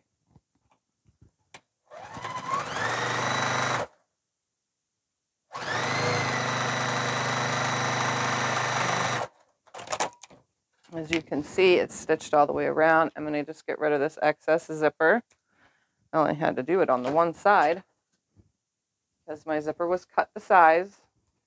So now if I open this up, I can stick my hand in there and it's completely sealed on all four sides. So it is nice and flat and flush. So there's that. All right, the next step is to cut some foam now so that we can stick and adhere the foam to the outside pieces of the bag. Okay, so I'm going to go ahead now and cut some foam, which I saved to show you how to do if you don't remember from earlier in the video. All right, we're going to open this up and I'm going to cut some foam. All right, for this, I'm going to go ahead now and I'm going to line the foam up on one side over here. Line it up on a line, just like this. All right, and we're going to come over to 14.5 inches. 14.5 inches. Right there, right there. 14.5 inches. Okay, make a cut. We're going to rotate this piece. We're going to come down to 10 and 1/2. 10 and 1/2. We're going to cut a 2 3/4 inch corner out of here. 2 3/4 inch. Just going to use my rotary cutter. There's one there. 2 3/4 inch right here. 2 3/4 right there. Right there. Leaving us with a piece that looks like this. I'm going to go ahead and repeat that on here. 2 3/4 inch square. You can mark it and cut it with scissors, or you can just do what I'm doing, carefully lining up that rotary cutter. just on one side, 2 3/4 right here. Okay, the next part is going to be kind of odd. It's just a little odd. All right, so this one stays completely full. We're going to go ahead now. Just going to bring this over here. The full one is going to go on your slip pocket side. I'm going to turn this right here, find my glue side, lay it on here, and I'm going to go ahead and center it. And you can see right here it didn't come out exact, so I'm going to cut away just a little bit more. We want to have a seam allowance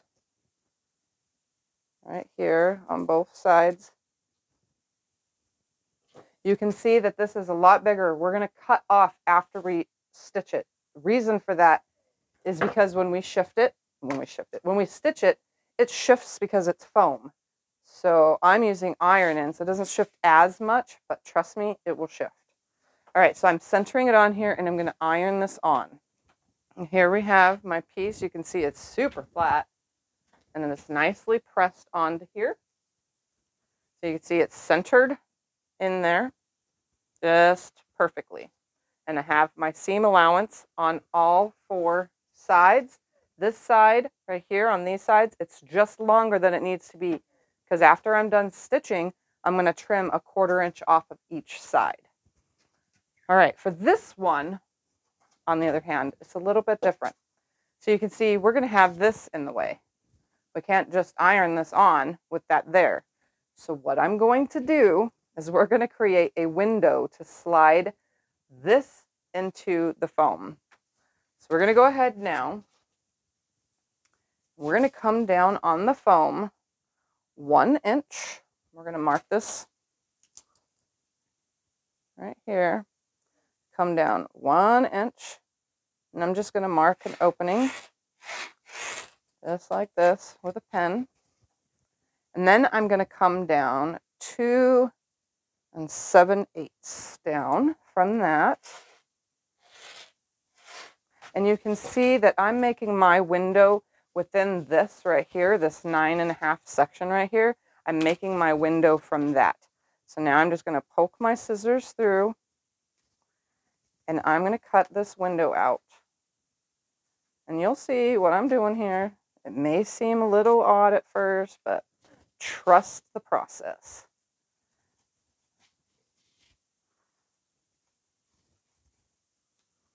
I'm going to snip that out. All right, now I'm going to take this and put the glue side down. I'm going to center it, and I'm going to pull this right through here. And this should be equal, lined up at the bottom, lined up a little bit on the top, a little open up there for room to shift. And then I'm just going to cut away a little bit more of this corner, always, every single time. Just a little. There. I mean, I have plenty for my seam allowance, but I like to make sure that there's just a little bit more. Especially on this corner when we hook the bag together. There we go. That should be good. Now I'm going to go ahead and press this onto here, just like this, leaving this on the outer side nice and flat. Okay, my foam is now adhered on here, and this, even the pocket, is super flat to the foam, which is good because it's going to get stitched to the foam. We are now going to take this over, and we are going to just get some quilting lines on here. If you use sew-in foam, this is pretty much the same idea as if you were using sew-in foam. And you're going to see right here, I'm going to go ahead. I'm going to stitch 2 lines on both sides of the red. So on both of these, I'm going to do the same exact thing. On the red side, I'm going to stitch 1/4 inch away from the edge of the seam, and then 1/4 inch away from that on both of these. Then on the pocket one, I'm going to stitch 1/4 inch in on the black. Then I'm going to come in, down at the top, across the top, and back up again 2 times. Okay? And then I'm going to stitch across this bottom from here to here, like this, and then 1/4 inch from that. On this one, I'm going to go down the top, a 1/4 inch on the black, across this pocket in front of it, you know, and then back up, and I'm going to do that twice.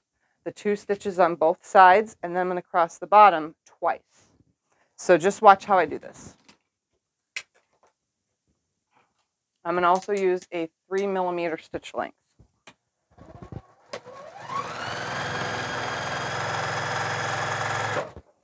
If you have kept your pocket flat, you should have now caught it on the edge when you stitched.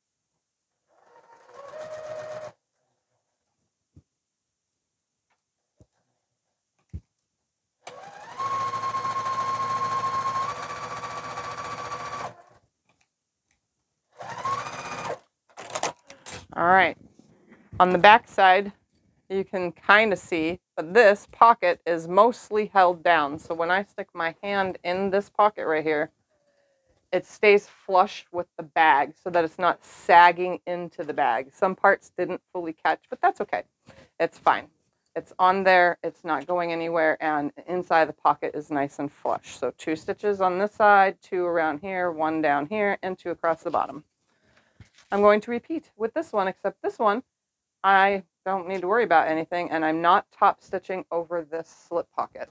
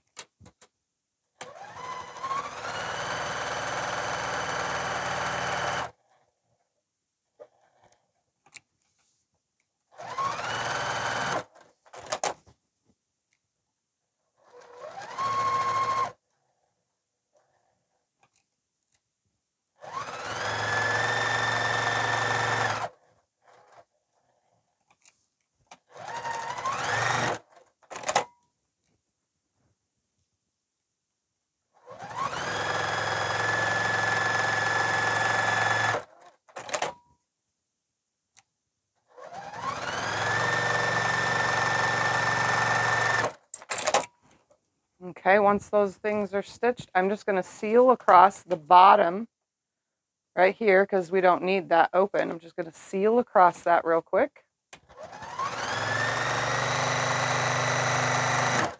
That way when I go to stitch the bag together, it's not opening up. So you can see here where my stitch lines are. 2 here, 2 there, double stitch around here, which is in front of this pocket right here, and then 2 stitches across the bottom. That way I have a fully, you know, nicely stitched down everything. So now we're going to take and cut off a 1/4 inch of both sides of this bag. So I'm going to cut off a 1/4 inch because it's a 1/4 inch too big, but things shift. So I just wanted to make sure that we had plenty on these sides. So I'm going to go ahead now and just cut off a 1/4 inch on both sides of my line or my accent flap side. So that is off of there on this one. So you can see it's shifted a little bit and shrunk down in some spots. It's always the side to side that shrinks. It's never the top to bottom because I don't stitch on this section up and down, only on these. But it always seems to shrink. There we go. So now I have a 1/4 inch on both sides. So now you should have 15 inches by 11 inches, and this section should be 8. All right, set that aside, because we are now ready to make our zipper for the outside. I'm just going to use this as an example. So my zipper always, again, opens from the right to the left, okay? So I'm going to take my zipper tab right here, and I'm going to hook it on one end about right here, and I'm going to stitch down that.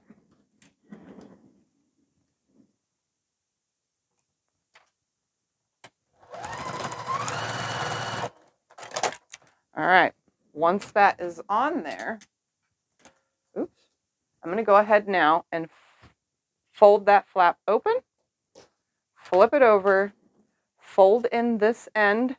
You can use an iron for this, and press it about 1/4 inch, just like this, and then I'm going to meet that fold up with that front piece right here, creating the zipper tab. So I'm going to go ahead now and I'm going to top stitch on that.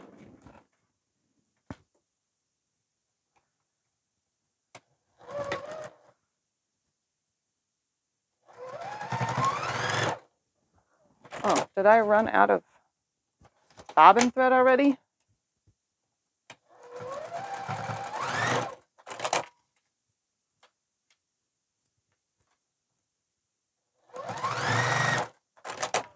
All right, that should leave a piece that looks like this, and I also double stitch on that as well. It looks kind of messy because I ran out of bobbin thread. Hold on. I got to snip away those pieces right there. There we go. All right, and then all I do is take my snips and equal it with the zipper on both sides. Just like that. So now I have a piece that looks like this. Now we're going to repeat. I'm going to turn the whole entire thing so that this is 15 inches. So lay it like this. I'm going to take my other zipper tab. Everything is level. I'm going to come over about 1 inch, and then I'm going to stitch this down. So about 1 inch in. You can see I have it laying right here, laying right there. And I'm going to stitch it now.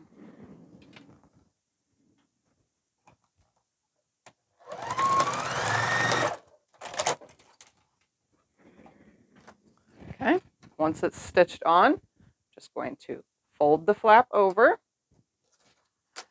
We're going to go ahead and snip away excess zipper because I don't need that excess zipper. I'm going to fold in this end right here about 1/4 inch. And then I'm going to fold it on top of itself, meeting those two ends up. Okay, then I'm going to top stitch. There's plenty of ways to do zipper tabs. I find it for this bag, this is the best way. And I'm going to do a double stitch. Before I do anything, I'm going to make sure, and look, it's exactly the size it needs to be. So I'm going to go ahead now and snip away the excess. All right, zipper is made. Now we need to attach the straps. I'm going to go ahead and just move. I don't need these little snips no more. So we're going to set those aside. I don't need my pen anymore. I'm going to set that aside. Everything's nice and cleaned up momentarily. All right. We're going to take one strap for each side of this. This is the part you need to pay attention to, and it is the numbers for laying this out on here. So I'm going to go ahead and grab a smaller ruler, and I don't know why I threw my pin because I actually do need it. We're going to lay this on here. I'm going to take some clips. Just going to put myself a handful here, over there, and over here. All right. 2 inches down. We're going to lay this zipper about 1/8 of an inch from this accent flap. So 2 inches down, I want this edge of this right here. Okay. I'm going to clip it right here and clip it right there. Make sure that nothing is tangled. I'm going to lay this side 2 inches down and about 1/8 of an inch in from that edge. And I've been doing enough of these that I'm getting pretty good at this eyeballing it. And then on the strap itself, I'm going to come in 1 inch from the edge up. And I'm going to make a mark because that's my stitch line. Okay, so I'm going to go ahead 1 inch up. All right, here we go. I'm going to lay this over here. Come over to this one. Do that same thing. I know your zipper is far enough down. I know it seems like it's not, but it's far enough down. Trust me, it is. So I'm going to lay this about 1/8 of an inch from the edge. Throw my clips on. Just like this. Repeat by folding that nice and flat. Come over here, 2 inches down, 1/8 of an inch from the accent side. Put my clips on it first. Then mark 1 inch up from the edge of your strap. Mark 1 inch up. Mark 1 inch up. Okay, and I'm going to take now over to the sewing machine and sew across that line I drew, down the side, across the bottom, up the side, back to the top, and then make an X in there. So you can just watch from here. I'm going to start right here at the side. Just going to come over here, lay it on here. I'm using about a 2.5 stitch length. Stitch across that line first. I remove the clips so that they're not in my way when I pivot. I'm going to stitch down this side. Then I'm going to go across the bottom. And I do a lot of back stitching the whole entire time. One stitch back, right there. And then from this top, I'm going to stitch down sideways, creating an X. I'm going to come across the bottom to the other side, and then go up towards the top, creating my X.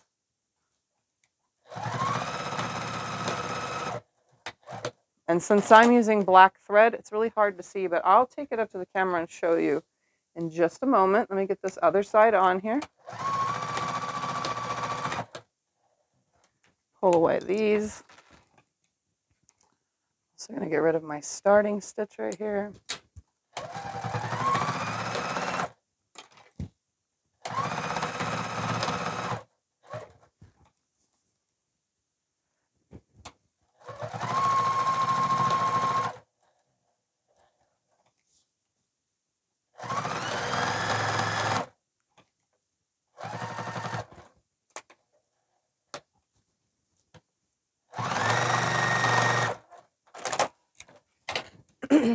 So there you can see I have created an X. So from the back side, it's easier to see because I used black thread. There is an X. So it's a 1 inch square with an X through it. Those really hold those straps down. Okay, so I'm going to repeat with this piece.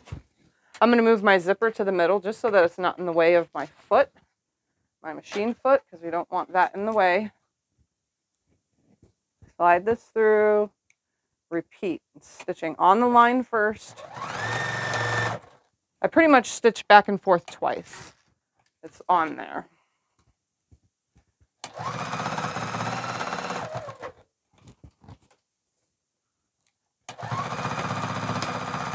And if your machine can't sew through this foam, then I don't know how to do this bag. Your machine should be able to sew through the foam.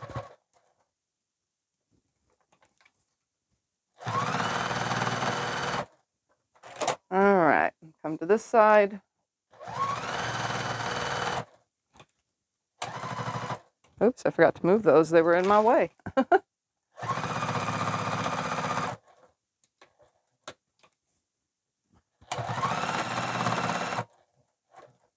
And my X. Across the bottom. And back to the top. And there we have. This one is stitched onto that pocket. You can see on the back. And then from the top, it's created an X. And you can see it's about 1/8 of an inch. From there, it's 2 inches down. Your pocket should not be in the way. And there we have it. Now, to assemble the bag. All the parts and pieces are together. All we have left is our linings, our outside, and now to put all this together. So I'm going to fold these down out of my way, and we're going to work on zipper opening to the, from right to left opens it. Just going to go ahead and stick it right here, and then we're going to start putting everything together. All right, these are folded down out of the way. Here's the fun part. I'm going to make sure that my zipper head, again, opens to the left. I'm going to place it right sides together on the bag part with the outside pocket, with the zip pocket, because I'm going to consider this the front of my bag. Then I'm going to pin it or clip it in place. These are clips, not pins. So I'm going to clip it in place, just like this. Then I'm going to take the lining, the one with the slip pocket, and I'm going to put it right sides together with that. And now I'm going to remove my clips and replace the clip, lining up the edges just like this.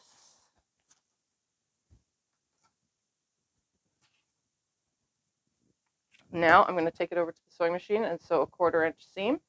Now, if you want, you can put your zipper foot on. I have it, it's a scant 1/4 inch foot, so it fits along this side perfectly for the 1/4 inch seam for me to sew across here. So I'm going to go ahead and do that, as you can see. When I get down to the zipper, the head of the zipper, I'll move that out of my way.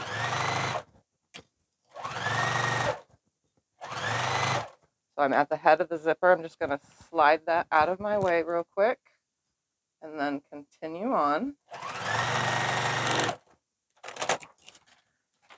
so that when I open this up, it is now fully connected. And I'm going to flip this up underneath. And usually one would take this to the iron and press this piece back before top stitching. But I actually, at this point, don't use the iron anymore. And I'm just going to give it a slight tug until it's flat. I'm going to come over to the machine and I'm going to top stitch 1/8 of an inch from the edge. So I'm just going to hold that underside one, pulling it a little taut. And then I'm just going to hold it again right here underneath, top stitch. Give it a slight tug, top stitch. Slight tug, top stitch. Once you have it mostly pulled out of the way, it's easy to just top stitch across that whole entire top. And as you can see, it's top stitched, held back beautifully, just the way we need it. Now it's time to add the other side of the bag. So we're just going to take the outside of the bag, right sides together with the other outside of the bag. I'm going to go ahead now and clip this on, just like this, along that edge. And then I'm going to flip the whole project upside down, revealing my lining. I'm going to take the other side of the lining, okay? I'm going to put that right sides together on here, lining that up with the lining. clip that in place, just removing my clips, replacing my clips. Just like this, and now I'm going to sew again a 1/4 inch seam.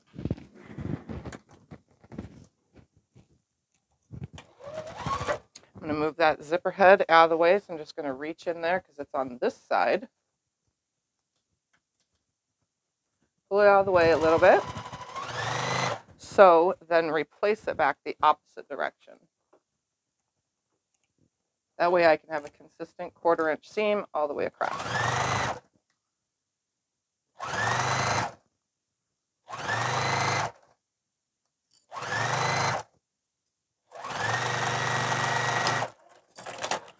All right, I'm going to do that same procedure where I open this up to reveal both pieces of the inside, both pieces of the outside. I'm going to turn it to the side I need to top stitch, which is this side. I'm going to do that same thing where I give it a slight tug, and I'm going to stitch from here 1/8 of an inch across the whole entire thing. So it's just a slight tug. You can finger press it out of the way if you'd like, but it actually works if you just slightly tug it just a little bit, bring it over to the machine, start your stitch, and then just slightly tug it, flatten it, hold it down, and then tug and sew. Just a slight tug. Once you get most of the way sewn, it lays pretty flat. So I've sewn all the way across. So you can see both sides of the lining now have a stitch across them. Now if I have any of my zipper tabs hanging off the edge right here, I'm just going to go ahead now and straighten them out. It was just slightly bigger. You can tell, just not even a 1/4 of an inch. So now the whole thing is nice and straight. We're going to bring the two insides together and the two outsides together now. We're going to make sure that zipper is halfway open. And now I'm going to take right here and I'm going to line these two stitch lines and the fold up to each other. And I'm going to push that zipper tab in towards the lining. So I'm just going to look. It's easier if I just come right here next to me, line it up like this. Everything's pushed into the lining. I'm going to put a clip right here to hold it in place. I'm also going to make sure that my lining is not flipped because it likes to do that. All right, come to this side, pull it in towards the lining, which is that way. Line those two ends up, which is right there. Make sure, look at it like 3 or 4 times before I actually put the clip on it. Say, okay, that's good right there. Then I'm just going to line up the rest of the bag and clip all the way around.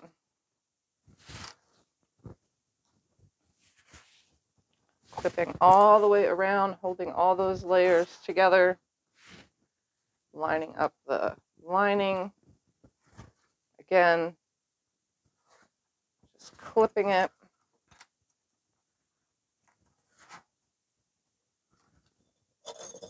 And 2 more clips will be fine right here and right here. And now I'm going to take it to the sewing machine. And here's the part that may confuse some of you, but whatever. I'm going to start here on the lining side at this clip right here. We're going to leave an opening to turn our bag. I'm going to start right here at 3/8 of an inch, and I'm going to stitch a 3/8 of an inch seam right off this edge. Then I'm going to come over here 3/8 of an inch and come all the way up to I get to the transition between the lining and the outside of the bag. I'm going to come right to the edge of the lining with that 3/8, and then I'm going to pivot and start stitching a 1/4 of an inch down the rest of this side. It's just a slight pivot. Then I'm going to 1/4 of an inch seam right here, 1/4 of an inch right here until I get to that point between the outside of the bag and the lining. I'm going to pivot back in towards 3/8 of an inch and then stitch the rest of the way down, and then come right here and stitch 3/8 of an inch to about right here at this clip. and then I'm going to stop back tack. I always back tack right here at the opening because we're going to be flipping that bag out, so it's going to want to rip apart if you don't back stitch. So I'm going to go ahead now and do that. Again, 3/8 of an inch. My machine has a marking on it.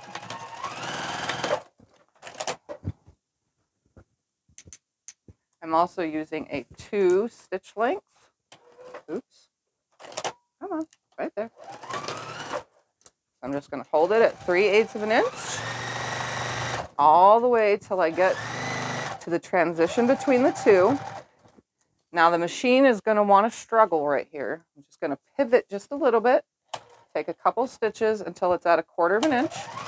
Now I'm going to sew a 1/4 of an inch seam. It's very thick right here. The reason it is very thick is because we're actually sewing through the foam on both sides, keeping that in there, and it's nice and the foam will never lift. So I'm going to go across the bottom. The bottom, you're not going across the foam because the foam is slightly smaller, and there's a point to that. Just going to make sure we have our 1/4 inch seam all the way across. We're going to come over here, 1/4 inch seam. I'm going through the foam again. I'm going to get right here to the lining, and then I'm going to pivot to where I'm at 3/8 of an inch.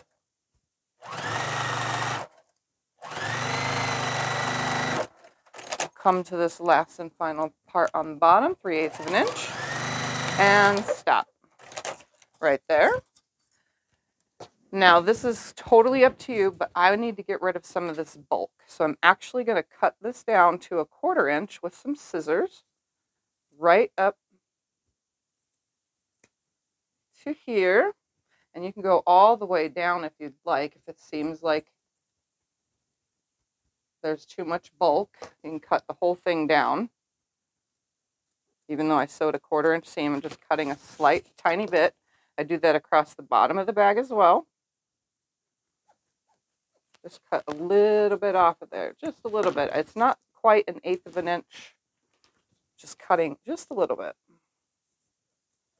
A little bit of this bulk. That way it's not so thick when we turn the bag out and the sides lay on each other nicely. After I do that, I'm going to take a rotary cutter and go across this bottom, turning it into a 1/4 inch seam. I use the rotary cutter, that way it's exact. And now we're going to box our corners, which is this part right here. I'm going to go ahead now, open up the lining one. I'm going to nest these 2 seams up. So I'm going to push one way on one and one way on the other. And then I'm going to put a clip on it. A clip here. And a clip here to hold it. I'm going to come over to this other side. If I push this way, I'm going to do that same thing right here on this one. So I'm going to push that bottom seam in and the side seam to the side, which is to the right because this is the way I'm facing. I'm going to put a clip on it, and then I'm going to keep it nice and straight, put a clip on this side and a clip on this side. I'm going to do the same thing with the bottom of the bag. I'm going to go ahead now and put a clip, push my seam facing one way, keeping this nice and flat right here, lining these ends up.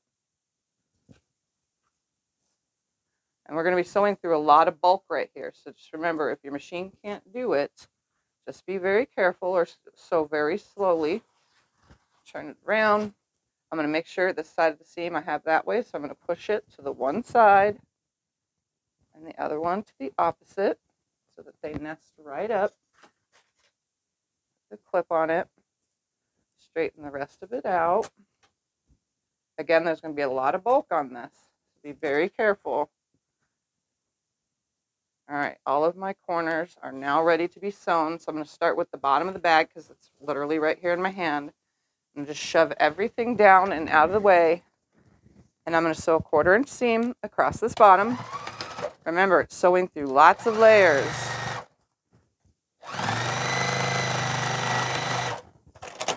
All right, because I even got through the foam on the one side. Okay, I'm going to go ahead now and do this other bottom, if I can get it to lay flat.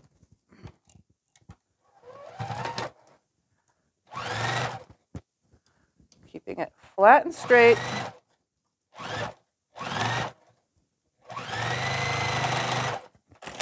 Across that bottom. I'm going to come over here now and do the lining. With the 3/8 of an inch seam across the lining. I did a 1/4 on the outside of the bag.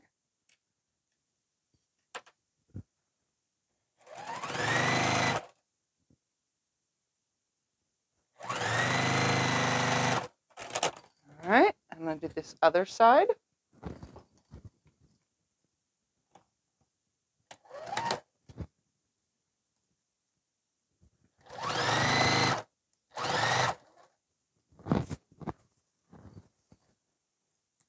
If you need to adjust things, just adjust as you go. Move those clips. Now I'm going to go ahead, since I boxed those corners, I'm going to cut off this excess to about a 1/4 inch of a seam. Might as well straighten that out better. Wow. So sloppy with the scissor cutting, especially these ones, the Karen K. Buckleys. They're serrated, so it seems like it's not a nice straight cut when you go to cut with them, especially if you're like loosely cutting and not against something. It's kind of a sloppy cut, but they're really sharp, so it works the best for me. All right, I'm going to trim down these edges. There's not much to really trim because it's a 1/4 inch seam, but I am going to straighten it out because it shifts a little bit. Just a tiny, tiny bit when you sew it.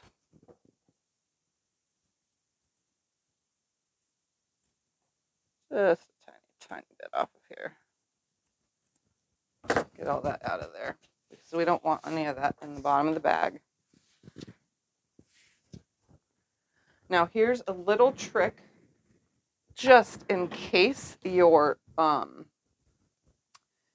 lining, your foam does not stay completely down. Before I turn this bag out, I'm going to take some fabric fuse or Fabrifuse right here, and I'm actually going to put some on the foam right here to hold this down. And when I turn the bag out, I'll push it down even further.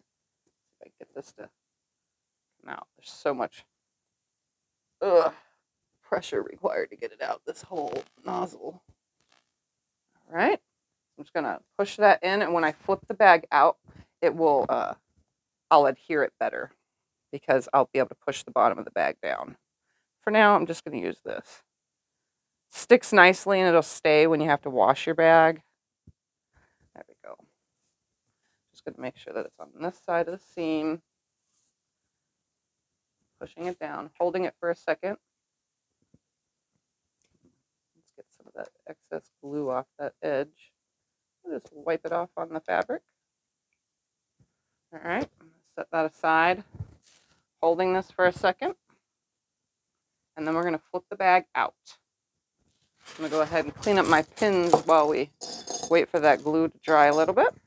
Oh, it takes a few minutes before it stays. I don't need my scissors anymore, so I'm going to clean that up. Clean this up. And those and that. All right. Now I'm going to reach in through the hole. We left that zipper open. Remember, I'm going to slide it the rest of the way open. I'm now going to push the bottom of the bag into my hand, and I'm going to flip it through itself like this until it's inside the lining. Then I'm going to start pulling it through the hole we left in the lining. Very, very carefully. I just kind of pinch and pull until the whole thing is through that little hole we left. Push the rest of it through. This is why we back stitched, so that that doesn't open. Go ahead and put the straps on the correct sides. And now I'm going to reach in and push the bottom of the bag out like this. My glue has held. I can feel it in there. Everything's laying down nice and flat. Ooh, look at that. Perfect. Get that corner out. Oop, I got a little stray thread right here that I need to snip. I do all the little like snipping while I'm in this step. All right. Just going to make sure that that glue landed on the side of the seam where it's supposed to be, since I did flip it. And it's where it needs to be. I'm going to push the lining inside, and I'm going to reach right here to the zipper tab, and I'm going to push that out with my finger.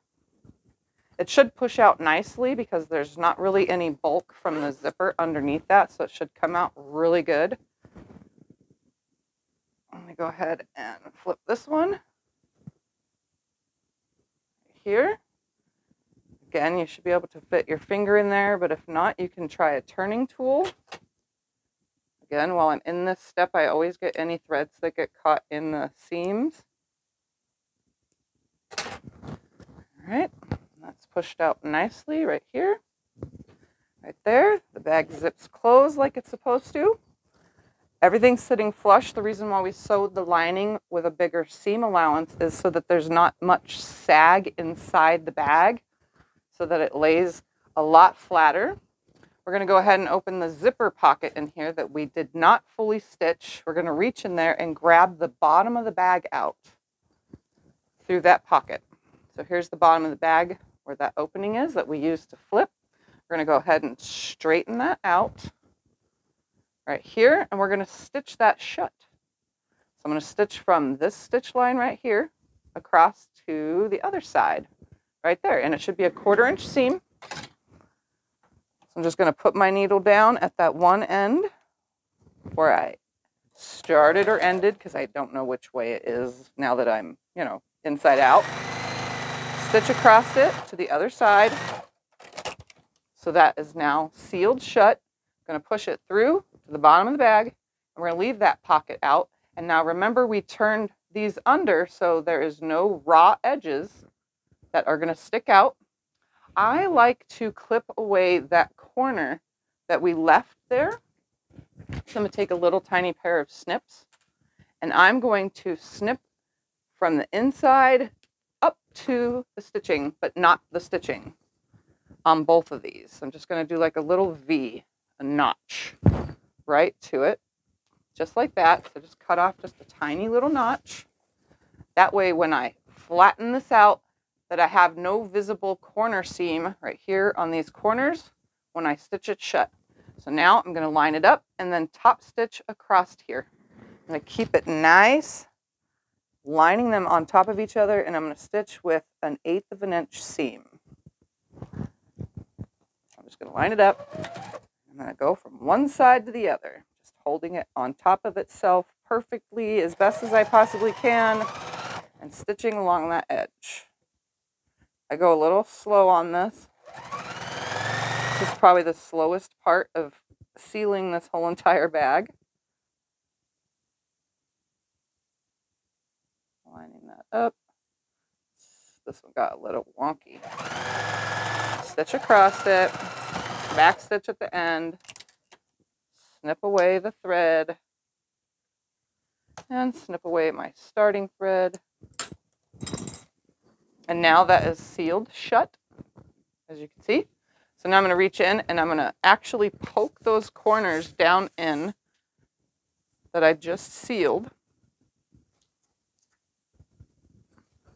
So I use my fingers inside the bag and I just push those corners. They'll face down if you push them in with your finger.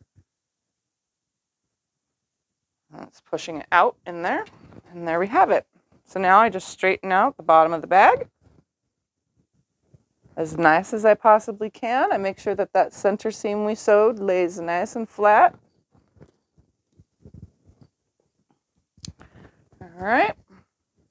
Everything is good and laying nicely. So now, last thing to do is use your bag. Ta-da! And there we have it. This one has picked up all the threads off the desk. So it should have 100% usable pockets. So here's a pin for the pin pocket. You can see that it fits in there nicely. It does not hang over the top.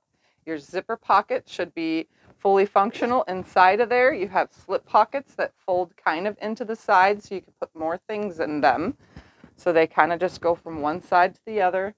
I mean, this is like the perfect Tiffy bag. That's why the name of this one is Tiffy Bag Size 2. I'm just going to go through now and find any stitches that kind of like stick out at me and say, hey, snip away. But so far, it just looks like it picked up all the threads off the desk. All right. And there we have it. That is how you make a bag.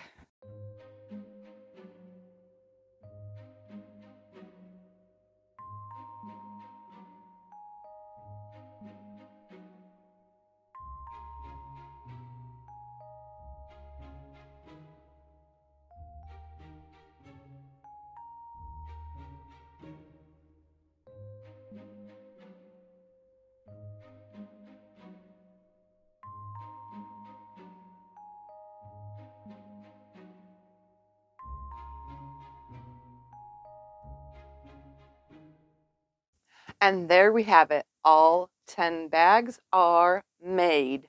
Like, this took more than 20 hours to do. It's a lot of work, but it can be done. So if you are thinking about turning your crafts into, I wouldn't say turning them directly into a business, because then it takes the fun out of it. But if you're having fun making things like I do, but you can't give your family the same thing over and over and over and over again, consider selling at flea markets or on Etsy or on eBay or any other website that you could sell crafts on, and enjoy doing it at the same time. So again, more than 20 hours of work went into making all 10 of these bags. They're all super duper cute. My client will be super pleased for sure. Like, super pleased for sure. She was very excited about this.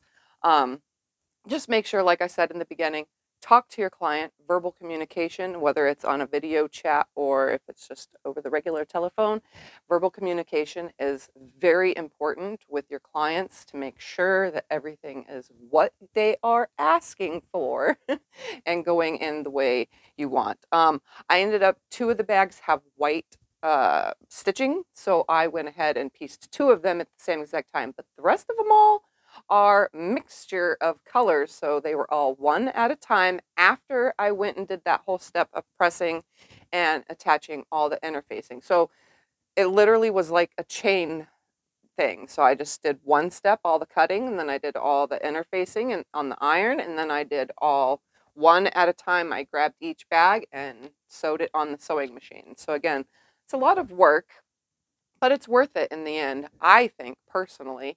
So for business purposes, you got to think about what you want, what you're thinking about doing to make a little bit of extra money. And do you want to make your business legal? Do you want to go get an actual business license with a tax ID number? Do you want to just do this on the side? You know, if you made 15 bibs and you're just selling those, and then 5-6 months later you make a purse and you decide to sell it. I mean, are you doing this in bulk or are you not doing this in bulk? There's so many things that you can sell too. So bags, obviously one of them. If you're going to start a website, that would be nice to have everything listed. If not, you can just list the items that you make on, say, your Etsy shop. So if you want, like I said, you could do quilts, bags, you could do baby blankets, receiving blankets, bibs, you can do cloth diapers. I'm not 100% sure about, but I'm pretty sure some people still use cloth diapers. But feminine reusable pads are a thing. I see that all the time. So those are items that you can do. You can do table runners, placemats, table runner placemat combos that all match. You can make, the sky's the limit, pot holder sets. You could make, I don't know, bowl cozy sets that for the big bowls, like serving bowls, and for little bowls. I mean, wow, this crafting is a lot. And if you say are a crocheter or a knitter, you can make beanies, you can make little booty socks for babies or just socks, period, knitted socks because they're quite comfortable. I've got a couple pairs. You can make all sorts of things. Like I've seen those little plushy things. They crochet or knit little plushy animals and stuff them and sell them. I've seen those at flea markets and at craft fairs. Like I've seen a lot. And like I said, the sky is the limit. Have fun with it. Do what makes you happy. And if you need to make an extra $100 a year because that's what it is, then, find something that you can make that you can do that you're good at, but you enjoy doing. Not if it's daunting and you don't enjoy it, then it's not a business and you definitely don't want to do it. That's just my own personal opinion. I felt happy doing all this. There's no way if I was just not in the mood, sad or whatever. I did get sick during the process, but that came and went. And I still came back right to the projects that I was wanting to do to make that extra buck as a business. So again, from a business side of you, that's how things work. This is not a money-making thing. You don't make a ton of money doing this. Crafts don't sell like I'm pretty sure they used to in the 80s and 90s. Now it's a lot different. And the funny part is our supplies are outrageously expensive. It is super crazy how much fabric has gone up compared to when I was in the 80s, and I've seen ads for fabric costs in the 80s, and I've seen all sorts of things. You can get a whole thing of like 100 buttons for less than $1 back then, and now you get 100 buttons and it's like $15.99 for the bag, and they're the like plain kind of buttons. They ain't the fancy ones. So it's crazy how much supplies have gone up. Even zippers are expensive. It's crazy because a long time ago I replaced a zipper in a pair of pants, and I was like, this isn't much at all. It was like 49 cents. This was a long time ago when I was repairing kids' clothes and my clothes. And yeah, now a zipper is like $5.49 for just one 16-inch zipper. I'm like, wow, this is crazy. So make sure it's something that you want to do and it makes you happy doing it. So again, I'm not like a real business. I just do this because someone requested, hey, I need this, and I do that for them. And then I sell my quilts when I make them. Not to say that they're flying off the shelves every day. So that's another thing. You also have to build a following. You have to bring people to your websites. You have to do all these things, or else you're not going to sell your items. And I don't have a website. So again, things for me are slow. Mine is word of mouth, being on camera on a video. And then they see it and they ask, oh, hey, can you do that for me? And I say, yes, sure. Why not? It's different than you would expect, but hey, crafts do sell. Okay. And they are fun. Crafts are fun. So anyways, there's only one final step, and I want to make sure that everything gets done correctly. I'm going to pack and ship all this to its new owner. One thing I do 100% think that needs to be done with all sale type stuff, a thank you card. And you know who you are that's going to end up with this. A personal thank you card, handwritten. From what I've heard in response from a lot of people out there who have gotten one from me, handwritten thank you cards are the best for those who buy your products. Write them a thank you card. That is the number one thing I can say. If it's just some kind of generic receipt that you pulled up off of your computer, yeah, it works. It's a receipt, but a handwritten note, even better. It makes these handmade products just a little bit more personal to that person. So remember to write not to yourself, but write your person, your client, a handwritten thank you card for allowing you to make them these beautiful products, and thank them for the support they give you in whatever means of way you sell things, like me here on YouTube. Write them thank you for those things. So anyways, the last thing I got to do is pack these up. So let's pack it all up.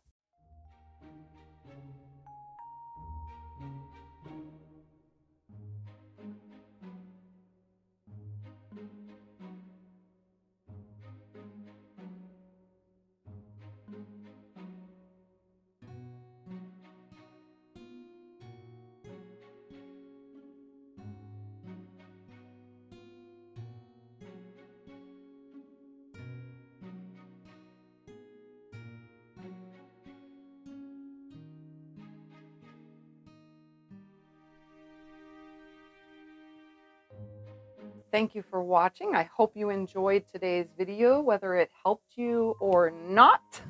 At least it was a little insight into how things work at Tiffany's Quilting Live. So thank you for watching, and I'll see you in my next video. Bye.